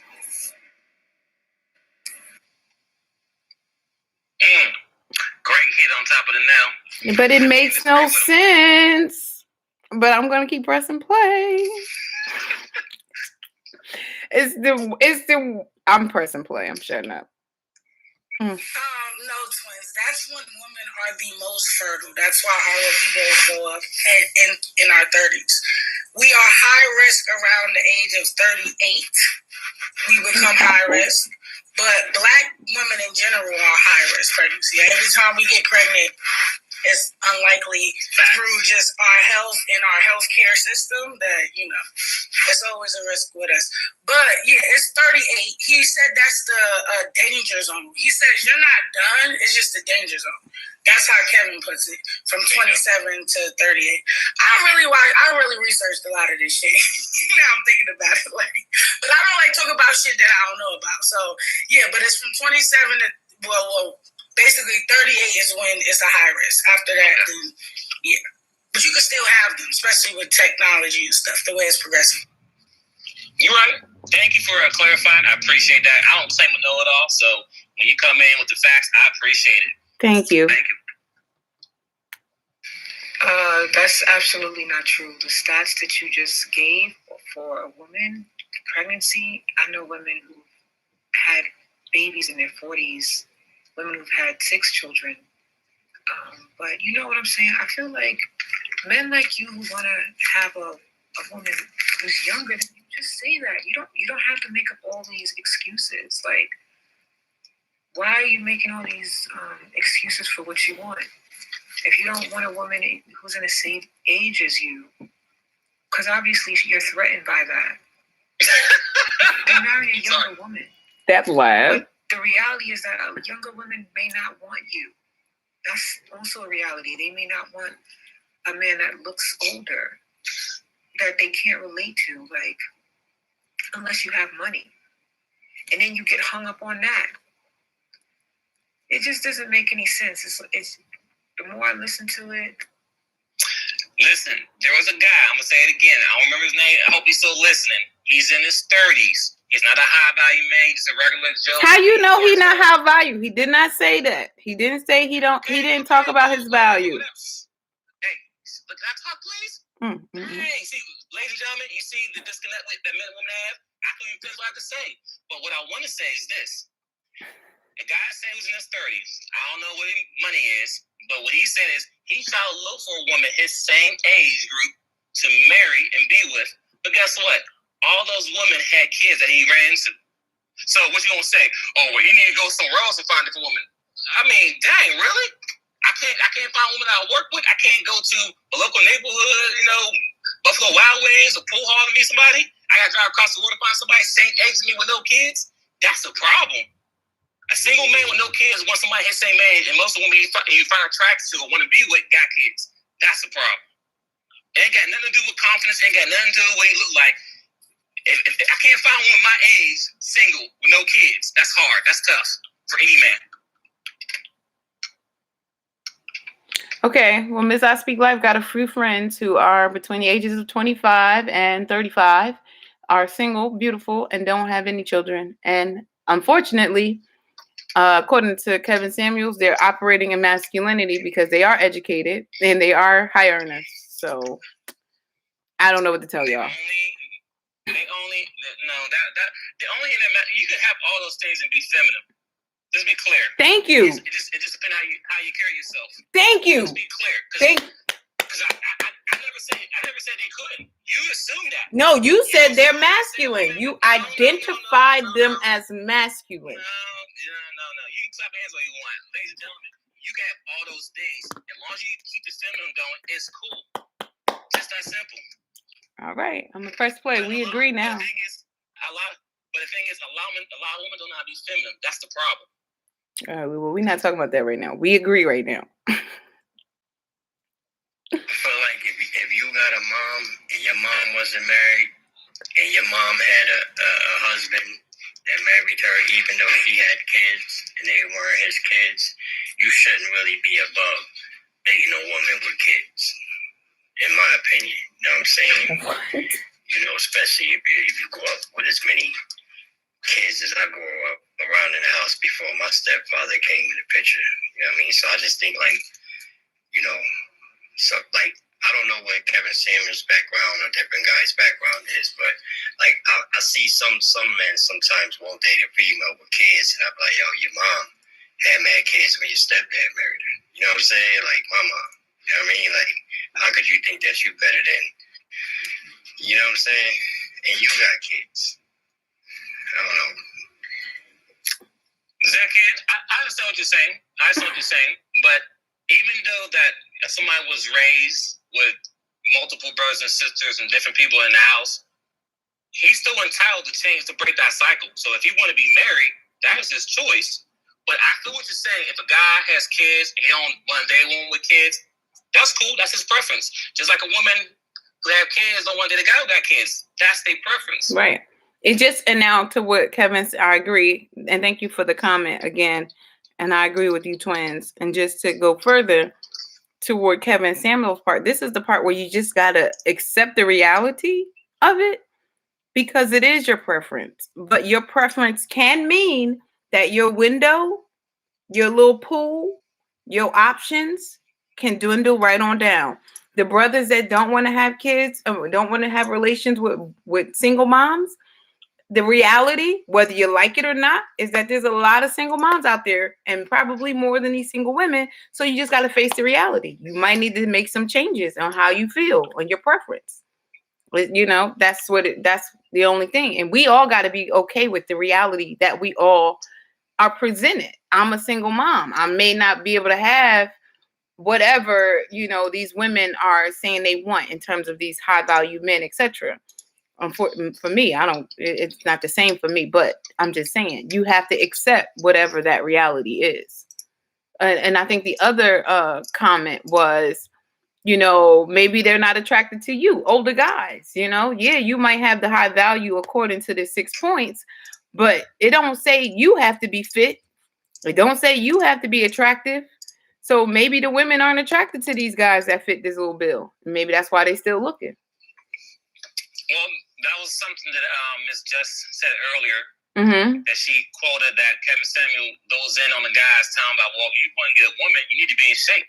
Mm-hmm. Kevin even preached to the guys that you need to be a lifelong athlete. Mm-hmm. So even though you may not be on the list of things, but those are things you need to do. Oh yeah, I agree. I'm pressing play. The gold diggers got time for they ain't got time for the regular dude, because it's facts. They look at men in two different types: the ones that pay and the ones that don't. The pimps and the tricks, and they usually follow the pimps and make the tricks pay. You know what I mean? I mean, that's a fact. That's terminology. That's a lot. The fact is this: a woman asked me a question: is how much money should a man spend on the first date? On the first date, you worry about what a man should spend on the first date? Really? That's your mindset? I reason nothing but gold digger. Wait.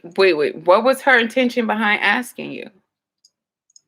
She just wanted to know because how much money should a man spend on the first date. So how does that make her a gold digger? Because that's a question I would ask, because again, we're hearing a lot of different things now, especially anyone new to dating.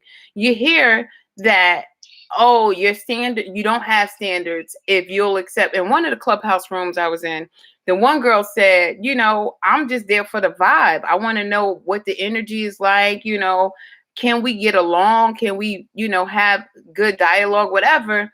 And the room, the moderators was telling her, well, you need to know, you know, I think it was, they did a poll and they were saying that $80 to $120 is what you should spend on the first date. This was an actual room.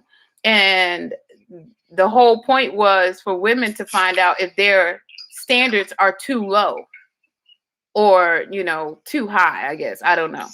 So, but now this is a different perspective on a woman asking that type of question, because now it's like you be looked at as a gold digger, but that's not the intention behind it. Possibly. I don't know her intention. I don't know her. So, but possibly. Ladies, anyone's listening, I just want to hear your opinion. How much should a man spend on the first date? I want to hear your thoughts. You can hit play.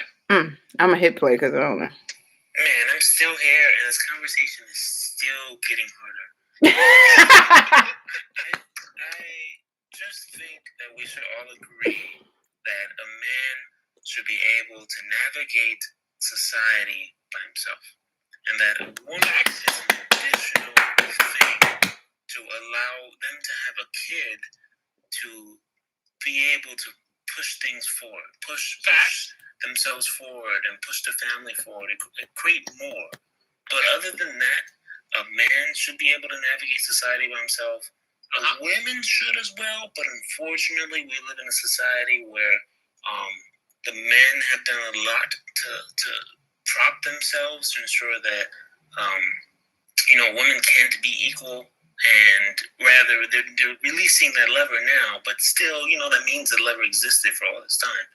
So yeah, I think we have to come to a foundation there. Oh yeah, you got it. Everything you said there, Bible Dad, I appreciate it. You hit on top of the nail, sir.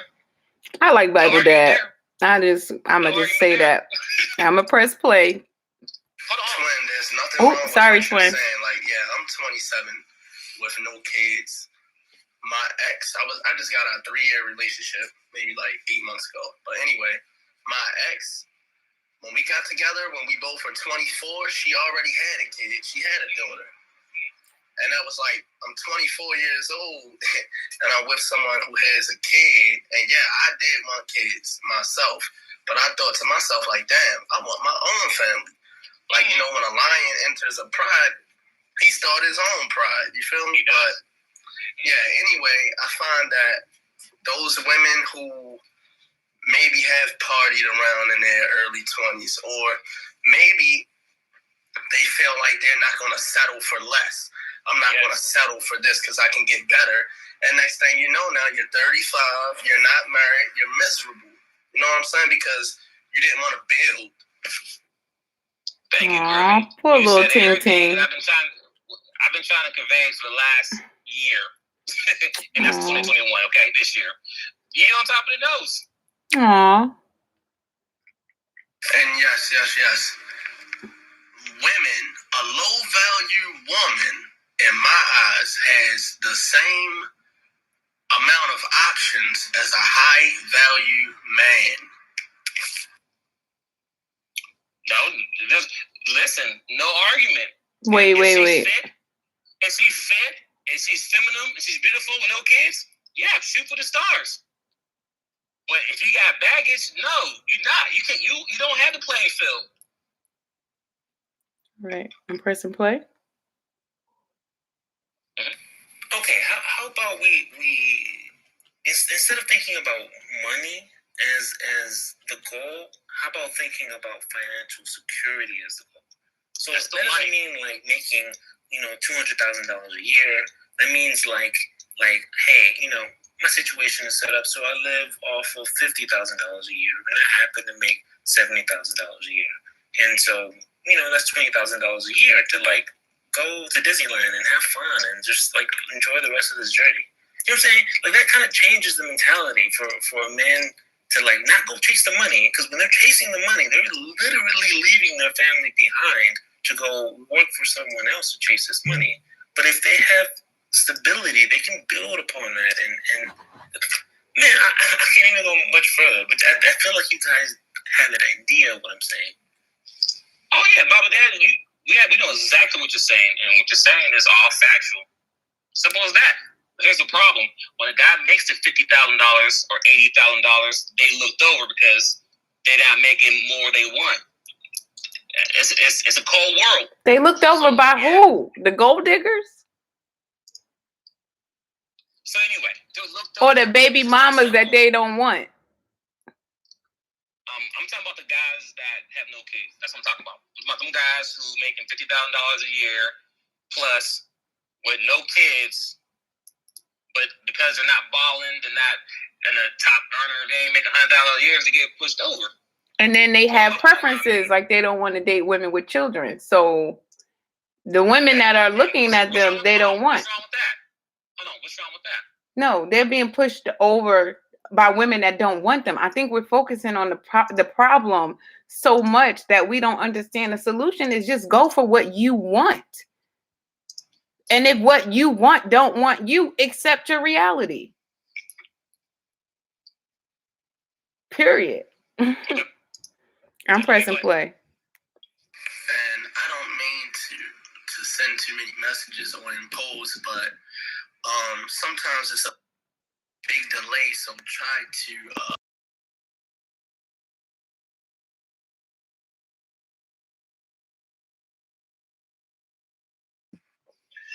we got you, Ruby. We trying to get through this message. We had like 10 plus. But you good. And you're fine. Keep asking away or comments wherever you feel. Let us know. Thank you. Yeah, we appreciate the interaction. And your feedback is good. So yes. I'm going to hit play. Men are the church. That's why God said he will write his word on their hearts in the end of time. You know what I'm saying? They didn't need church. All he had to do was, follow the word. Follow the commandments that he set aside for them. You know what I mean? And even if you don't believe it, if we all follow the 10 commandments, it still will create a better society, whether you're godly or not. But that God said that he will write the word on our hearts. So we already know what to do. We know better. You know what I'm saying? Even when we doing something we know is wrong. Even when you sweet talking that girl when you have no intentions for her. When we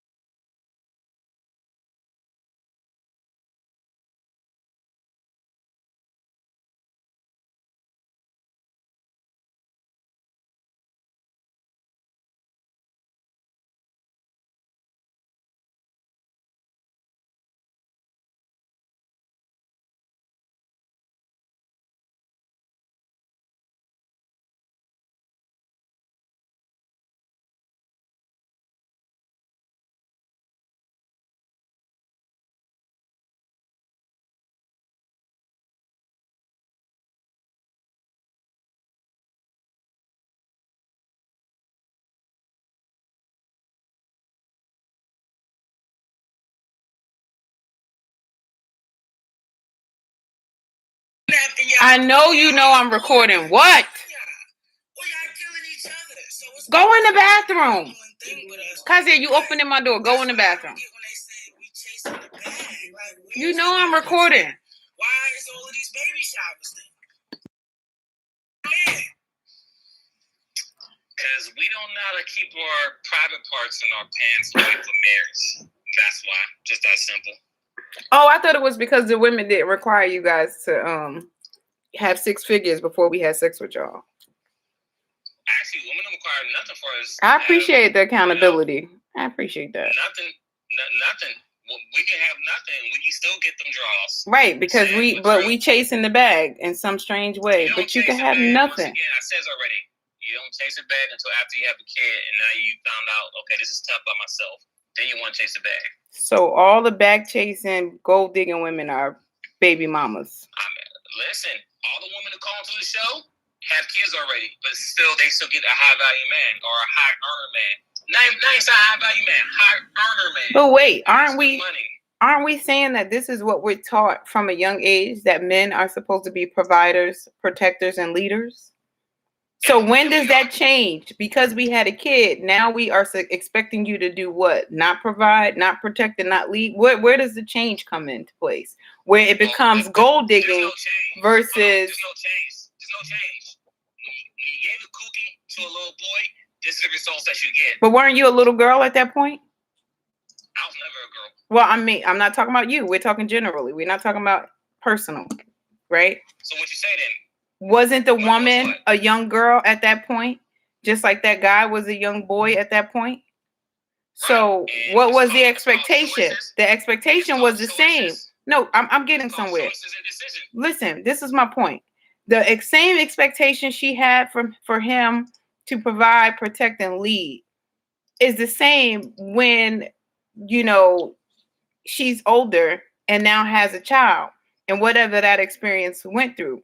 I feel like a lot of times when we have these conversations, the accountability levels, they be all over the place. They shift according to if we're talking about a woman or we're talking about a man. When we talk about a man, this is like one of the first times I heard you just outright say, we don't know how to keep our mans in our pants. That's accountability on a young man's part, period. Why? Because he was young at that point, right? So, no. I'm just making a statement to say thank you, one, because there's accountability there, but it doesn't, and for the women at that point, we might have thought that you were going to be this guy that was going to protect, provide, and lead, and it didn't work. Why? Because... when these young girls get pregnant, they're not look at this guy as he's gonna lead me, he's gonna perfect. So what statistic have we done where we talk to these single moms and they talk about their relationship with their kids' fathers, where they didn't anticipate that these men were going to do these things? Where's that statistic at? Because if you're saying that when the women are around the ages of 35, right, they become gold diggers, right? And somehow or another, the perspective, the standard changes.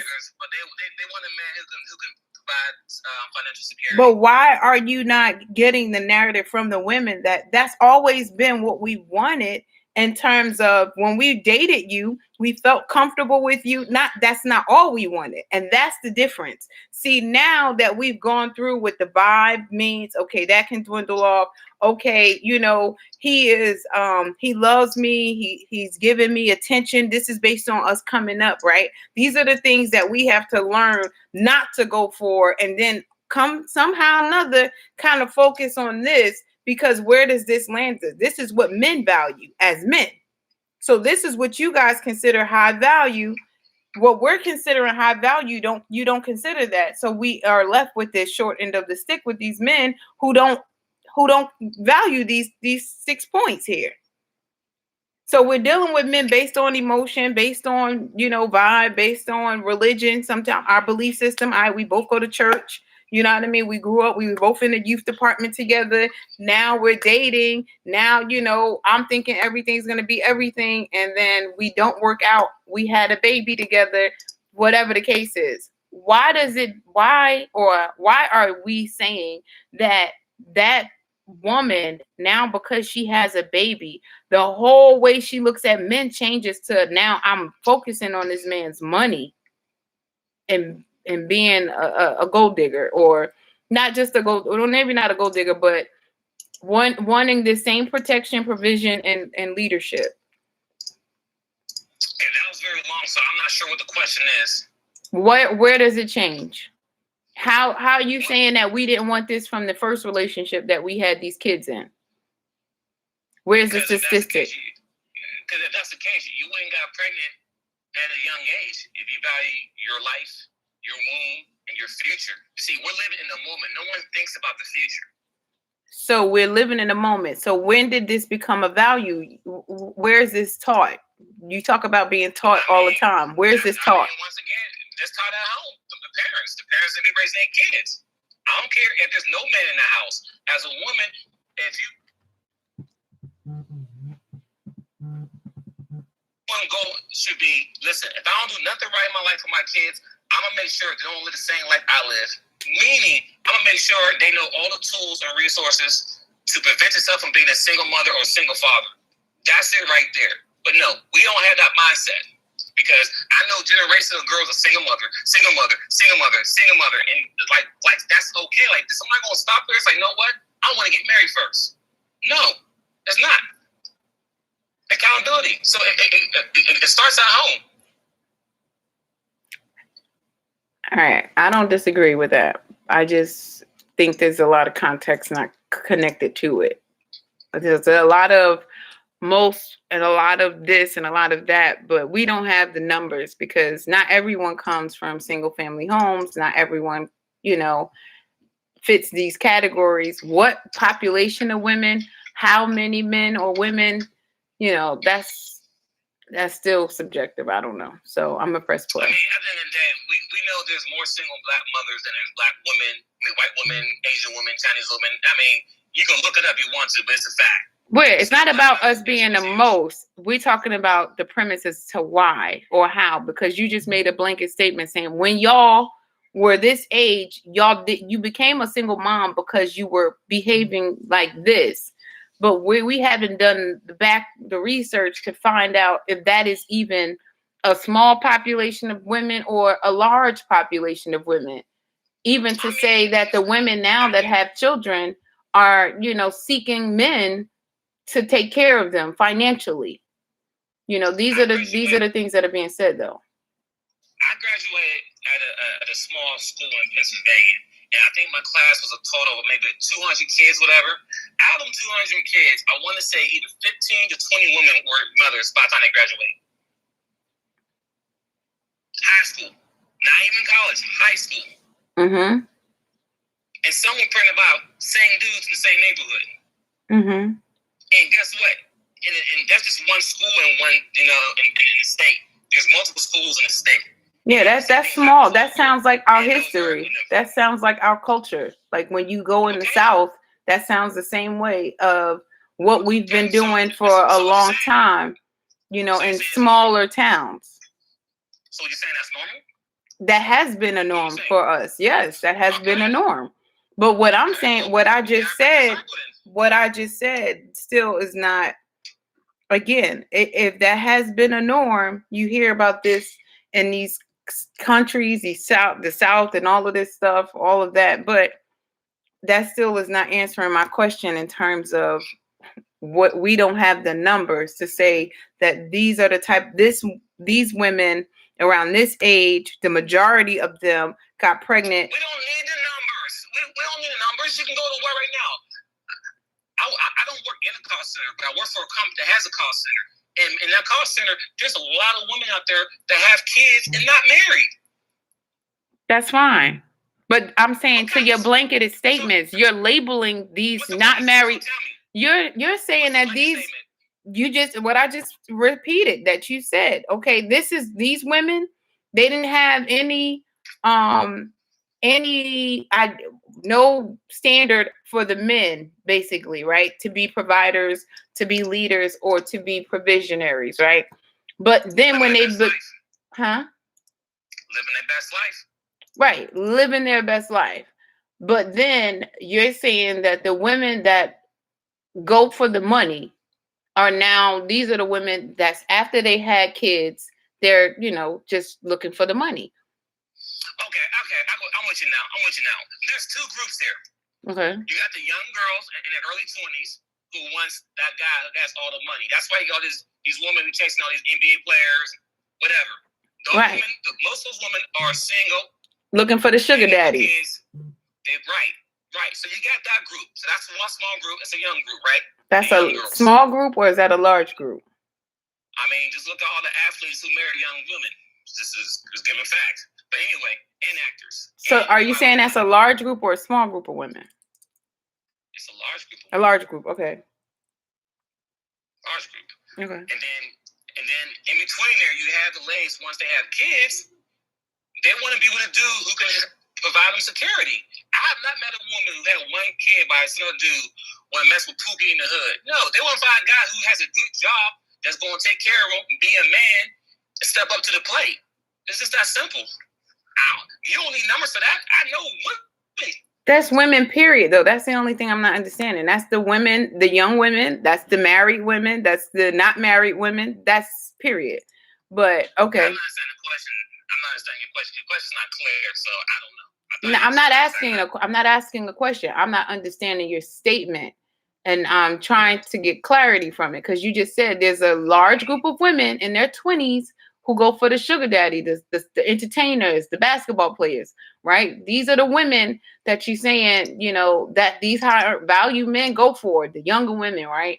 Now, these women are living their best lives. They don't have children yet, but they're going for the money. They're going for these men that can protect them, lead, and provide for them, right? But then once they have a baby, then them going for them same type of men somehow another transitions into gold digger. But what I'm not understanding is, when did the premise change for the women? What premise? As to where they go and how they go for the men. When they're young, what Muslims say, I was young and I was dumb. Those ones I'm talking to. I'm not talking about anyone else who was married, got divorced. I'm not taking anyone who was sexually assaulted. I'm talking about the young and dumb. I was living my best life. Or, I wasn't thinking. But they were going for those. I'm referring to. But you're saying that's the majority of the women, and those are the women. It's a big number. Right. That's fine. And those are the women that are looking for men to protect, provide, and lead them. Right? They don't want the regular Joe Smo at McDonald's. They looking for the men that can secure the bag, and secure them. But when they have these children, you're saying they're looking for the same thing, but now they're considered something different. That's all I'm saying. I don't see where the difference. What's the difference? Or you got to tell me what's happening. Where is there a difference? But we have 8 messages, so. Yeah, you can play. All right. Because that might answer for us. I think a man should be able to spend however much money he wants to spend on the first date. I mean, like, act your wage. Spend how much money that he can budget what he's comfortable with. Facts. I almost forgot about that question. Yeah, I agree with that. Oh, right. Yeah, pay what you weigh. And that's the answer that I gave the lady who was asking that question. I said, it's based on what the man can do, because if I have no money, I'm not going to try to take you to, a big fancy restaurant if I have no money to take you out. So Right. It's based on my budget, but you're right. Right. But Twins, I love you, bro. Are you a Gemini or something? Because there's this thing that's happening with you where you're like flopping, and you're flip-flopping, you're switching. And I don't know if you notice it. I think your co-host noticed it. But you're looking from 2 perspectives at the same time, and you're almost like speaking from those 2 perspectives at different times, and so it kind of sounds like it's hard to tell what side you're on. You know what I'm saying? Like, it's hard to tell what your belief system is. So yeah, the question is: Are you a Gemini or some sort? Or your moon, your sun, whatever? Well, at Bible Dad, I'm Aquarius, but please rephrase that question again and ask exactly what you're trying to get at. Because I'm not. What you said there was kind of not clear. Give me a straight question so I can answer for you. But I rock with you though. I love the comments. I'm gonna hit play. Yo, what's up, y'all? Y'all got some real good content going on in here. Relationships. That's always some spicy conversation. But I think I got a lot of the conversation out of context, but I heard you guys talking about accountability. So just real quick, this is just my 2 cents. I'm no expert in relationships, but I am an expert in my opinion. So Right. a woman wants a man of high value that's making a lot of money. In my opinion, I think she should take accountability. If that man has a lot of money, he's most likely going to go out and pursue other women because he can provide for a woman that he has and any other extra families because he's making 6 figures and things like that. So he'll be a provider, so to speak.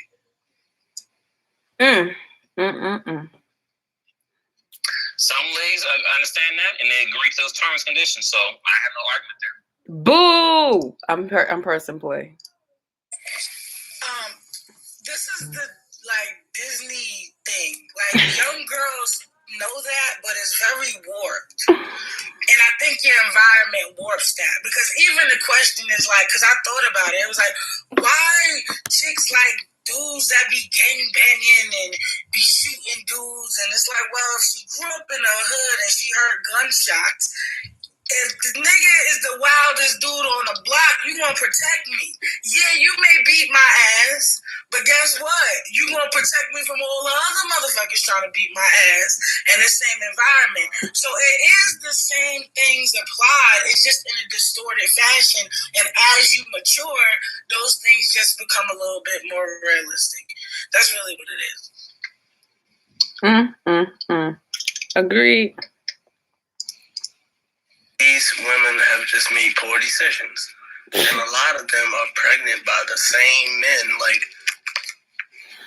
I know people that have multiple baby mothers.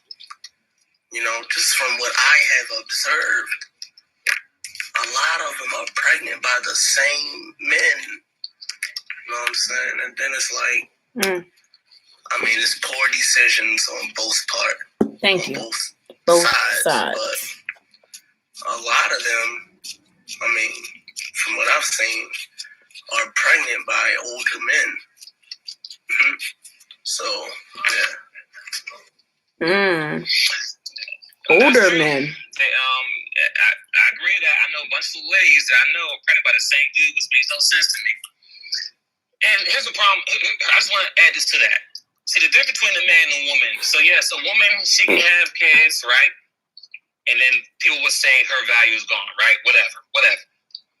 That same dude can get 20 girls pregnant and be baby mamas. And guess what? he can still go out there and get any woman he wants.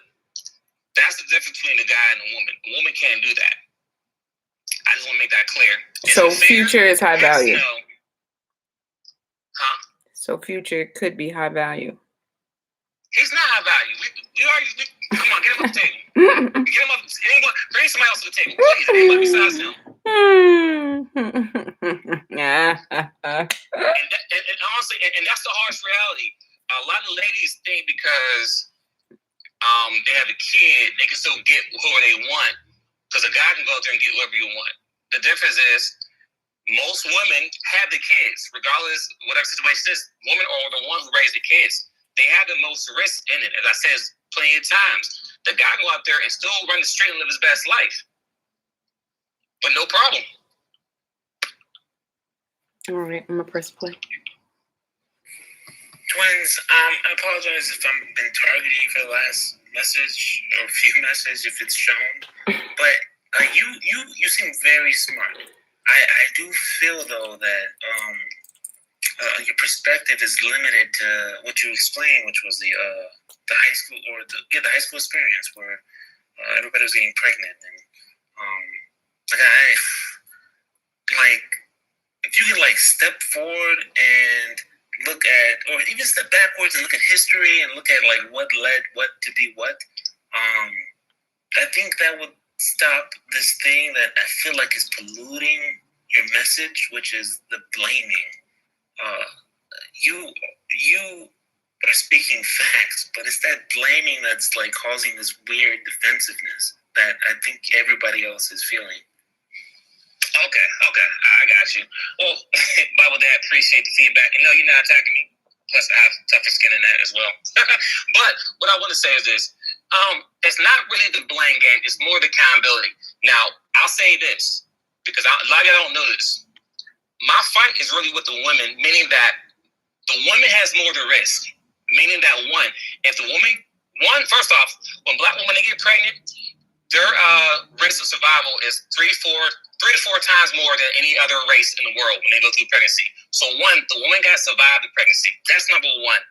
Number two, if the lady gets pregnant by a dude who's 25 years or younger, you don't make $50,000 or higher once you get until you get late 30s. So if you need financial support from this dude who doesn't have a good job, he's not going to be around to take care of you, right? It's just that simple. What's the third one? The third point is and also the time. Regardless if the guy's in the picture or not, majority of the time, it's you who's going to pick your kid up, daycare, after school programs, buying this, buying that. So at the end of the day, the women all have the full pressure that, as far as being a single mother, it falls on you. Everything falls on you. Because at the end of the day, a guy can walk away, and they do it all the time, even right now. So yes, I'm putting a lot of focus and pressure on the women. It's not really to blame them, but let them know that you are the prize. As I said earlier, if the women came together and said, listen, the only way to make get the cookie is if you drive a red Ferrari. Every dude in the world will have a red Ferrari because that's the one thing that men always going to do. I can't keep every man accountable. If every man is supposed to get a college degree and get a job and meet a woman, cool, they'll do that. But the problem is you got the one girl over there that no one's keeping accountable is getting everybody cookies for free. So if I can go over here and get the cookies for free, why don't he give me a red Ferrari to talk to this girl over here? That's the problem. So the accountability falls on women. It's just that simple. It's not about blame. The man needs to wear condoms every time. And if the man gets a woman pregnant, he needs to take accountability and take care of his kids. I never said a man should not take care of his kids. He is responsible to take care of his kids. Do you put on child support? That is his fault. The kids are cheap to take care of. That's all. All right. I mean, I feel like I've been saying this the whole time. The blame game is where I always fall off the cliff. And I support Twins' efforts and, bringing awareness to young women, Black women in particular. Again, guys, when we have these conversations, they're solution-based. They are very, we're not here to just go back and forth about the problem. We are trying to get to a solution or a change of narrative. That's really what we try to do. We are in a culture where men and women don't come and have these conversations like this often, right? So men have a perspective, women have a perspective, and there's a lot of passion in what we're saying when we're talking about these things. So, it does come across passionate. We're engaged. We're fully engaged as you guys are. But sometimes I feel because of Twins' effort to bring the awareness to the women, him being a father of a young girl, developing and growing her into a woman, he wants her to understand that at the end of the day, though, right? You're going to be the one left with the baby, period. Not just left with the baby. That's if you make it through that pregnancy, if you make it through that delivery. So that's carrying the baby, delivering the baby, and then raising said baby. Our discrepancies here, as we attempt to change the narrative and move and progress this whole thing forward, is are we going to be able to do that solely talking to the women without acknowledging the men being in the position and having that voice that they have that we talked about from the original topic of the children, and being able to, treat a child that's not yours biologically like it's yours for real. And to Twins' point, a man can say something to a child and that child respond in order immediately versus a woman. So I think when we have these conversations, it's a little frustrating because we don't get to say that men, if all the men in the world said we're not having sex with any woman, we're not going to have any babies, we're not procreating, we're not putting our seeds all over the world anymore, we're going to go and establish ourselves first, then wouldn't that be just as powerful, or if not more powerful, than us trying to get the women to sit here and say, just like you can't be accountable for all men, who's going to be accountable for all women and say we all going to do this one thing? So this is where we get into the back and forth, when we can say that the standard needs to be set across the board. Men need to have a standard that makes sense for men to progress as men, and women need to have one that makes sense for us as women to progress us as women, which would, lend to not having sex before marriage for all of us, which is, if you have belief system, if you believe, then that's your standard anyway. So yeah, I'm gonna go ahead and press play. Twins, you're muted. Yep. Historically, there has always been an age gap in men dating women. Women have always been younger in relation to their male counterparts because they are quote unquote childbearing ages and things of that nature. So I think it's something more deeply rooted. Okay. Thank you for your comment, Queen. I'm gonna press play again. And then a lot of these guys have straight up told the women they don't want to have these kids, and the women have had them anyway. So that kind of brought it upon themselves. No. That's a whole nother conversation, guys. We have to take accountability because listen, Groovy, I hear you, but it's not as easy as you making it seem for a woman to decide. You don't just decide you don't want to have a kid once it's inside of you. That's not even almost something you should throw loosely, especially because you are a man and you don't understand that there are things that take course in a woman's body when she has a child inside. I don't care what level it is. So there's so much more that needs to be said on that. But ultimately, I get what you're saying. I get where you're coming from. I get it. I can't say I fully agree, but I get it. Twins, you support. There's a lot of men out there who is forced to be fathers who don't want to be fathers. How is that? How are they forced? Let me finish. And yes, there's a lot of guys out there who is forced to be fathers who don't want to be fathers, right? But the one thing what I would preach and teach to my son and any other men out there is that you got to take accountability for the actions. If you know there's a possibility that she get pregnant, you didn't wear a condom, that's your fault. So I've never been the type to say, oh yeah, the woman needs if I say do this, you need to do that. No, I'm not I'm not accepting that bullcrap. At the end of the day, if you decide to lay down, and that happens, man up and be a father. You don't gotta be the best father, but being a child's life provider. Just that simple. I agree, twins. I laughed at you. You don't got to be the best father, but there's no perfect person, so do your best. Right. Got you. I'm gonna press play. I don't mean to bring this up again, but Miss I Speak Life. Oh gosh. What I do? Okay, so Future is high value in your eyes. No. Why is Donald Trump not high value in your eyes? No. First of all, I never said neither one of these men are high value in my eyes. We were basing this off of a 6-point system that was introduced by Kevin Samuels. That's it. So Miss I Speak Life, I don't know Future.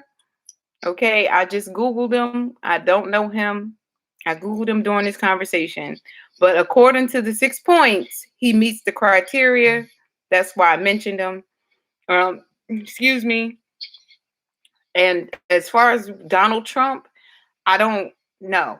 First of all, I don't really subscribe to the 6 points equaling value, high value. I think another word needs to be used. That's my standpoint on that still. So Donald Trump is nowhere in high value for Ms. I Speak Life. He could be a respectable businessman. He can be a high earner and all of those, but high value for me, what value means to me, Donald Trump is not in there. The Future probably ain't in there either, according to what I'm reading here. So, yeah, no. I have no comment. Like she said, that was her personal opinion and her personal thought. So we good.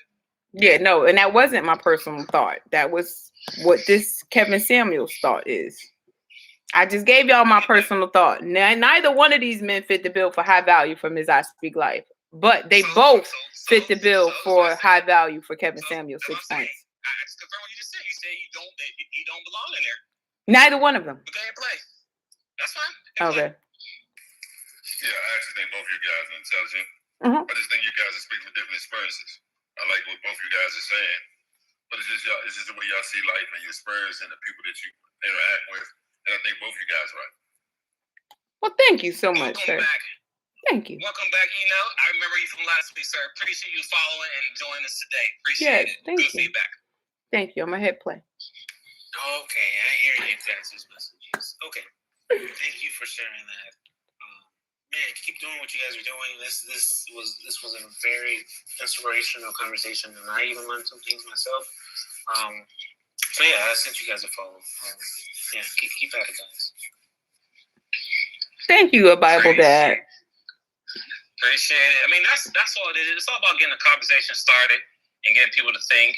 And I'm glad you were able to take something away from this conversation instead of saying, "Oh, two people, a man and guy, were arguing on stereo for 3 hours." So I'm glad you got something out of it. I appreciate that. Trust me, we do. Yes, because we try to be solution driven here. That's our purpose anyway. So I'm gonna hit play. Yep. Hey, Twin said something that reminded me of a comic named Patrice O'Neill. Where he says it's the woman's responsibility if she gets pregnant. And that kind of reminded me. You guys can go look up the joke, but I don't want to butcher it. But it was something along the lines where, like, women can decide if the man wears condom or if the woman takes the birth control. And then he brought up something about a dental dam, and he was like, "You'll never see a man pull out a dental dam and use it on a woman." And that's kind of what that reminded me of.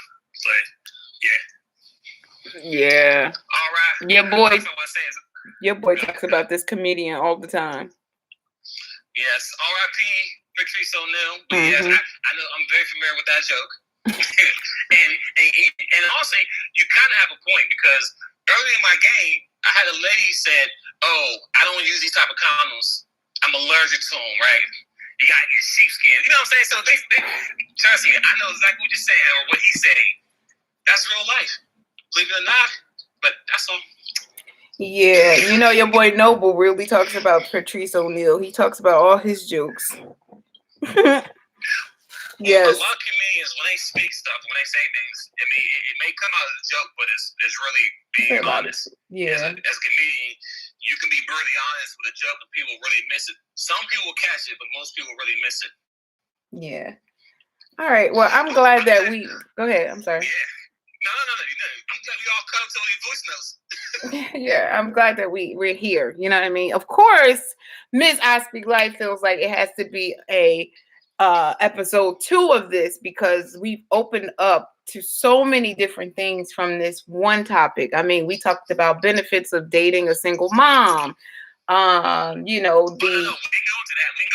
But that's no, a future topic. that's what I'm saying. These are the future topics from this topic. The benefits of dating a single mom. We talked about respect, you know, from the children.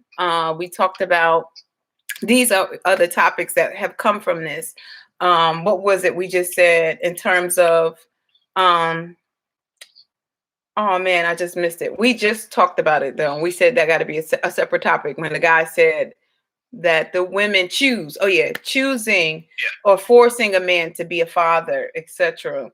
You know, these are great topics. And Twin Zinc and I are being intentional. We're putting them down.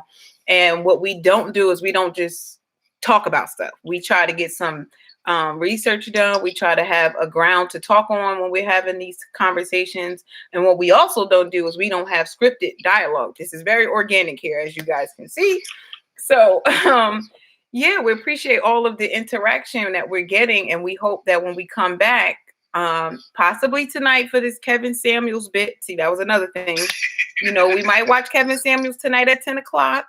And, you know, just chime in on stereo to see who's here. But if not, we'll definitely be back on Monday at 3 p.m., you know, and we hope that you guys come over. You know, if you haven't followed us, if you haven't shared it, share it. You know, we are trying to really establish ourselves here. We're on YouTube Live right now at The Real Deal versus How You Feel. We're on Instagram at The Real Deal versus How You Feel. And you can also email us at that same The Real Deal versus How You Feel at Gmail. So we'd love to hear topics that you guys would like, you know, for us to go into and talk about and for more feedback. So thank you. And we're going to wrap it up now. Yeah, I got nothing on top of that. I'm good. Thanks everyone for tuning in. I appreciate y'all. Love the feedback. Thank you.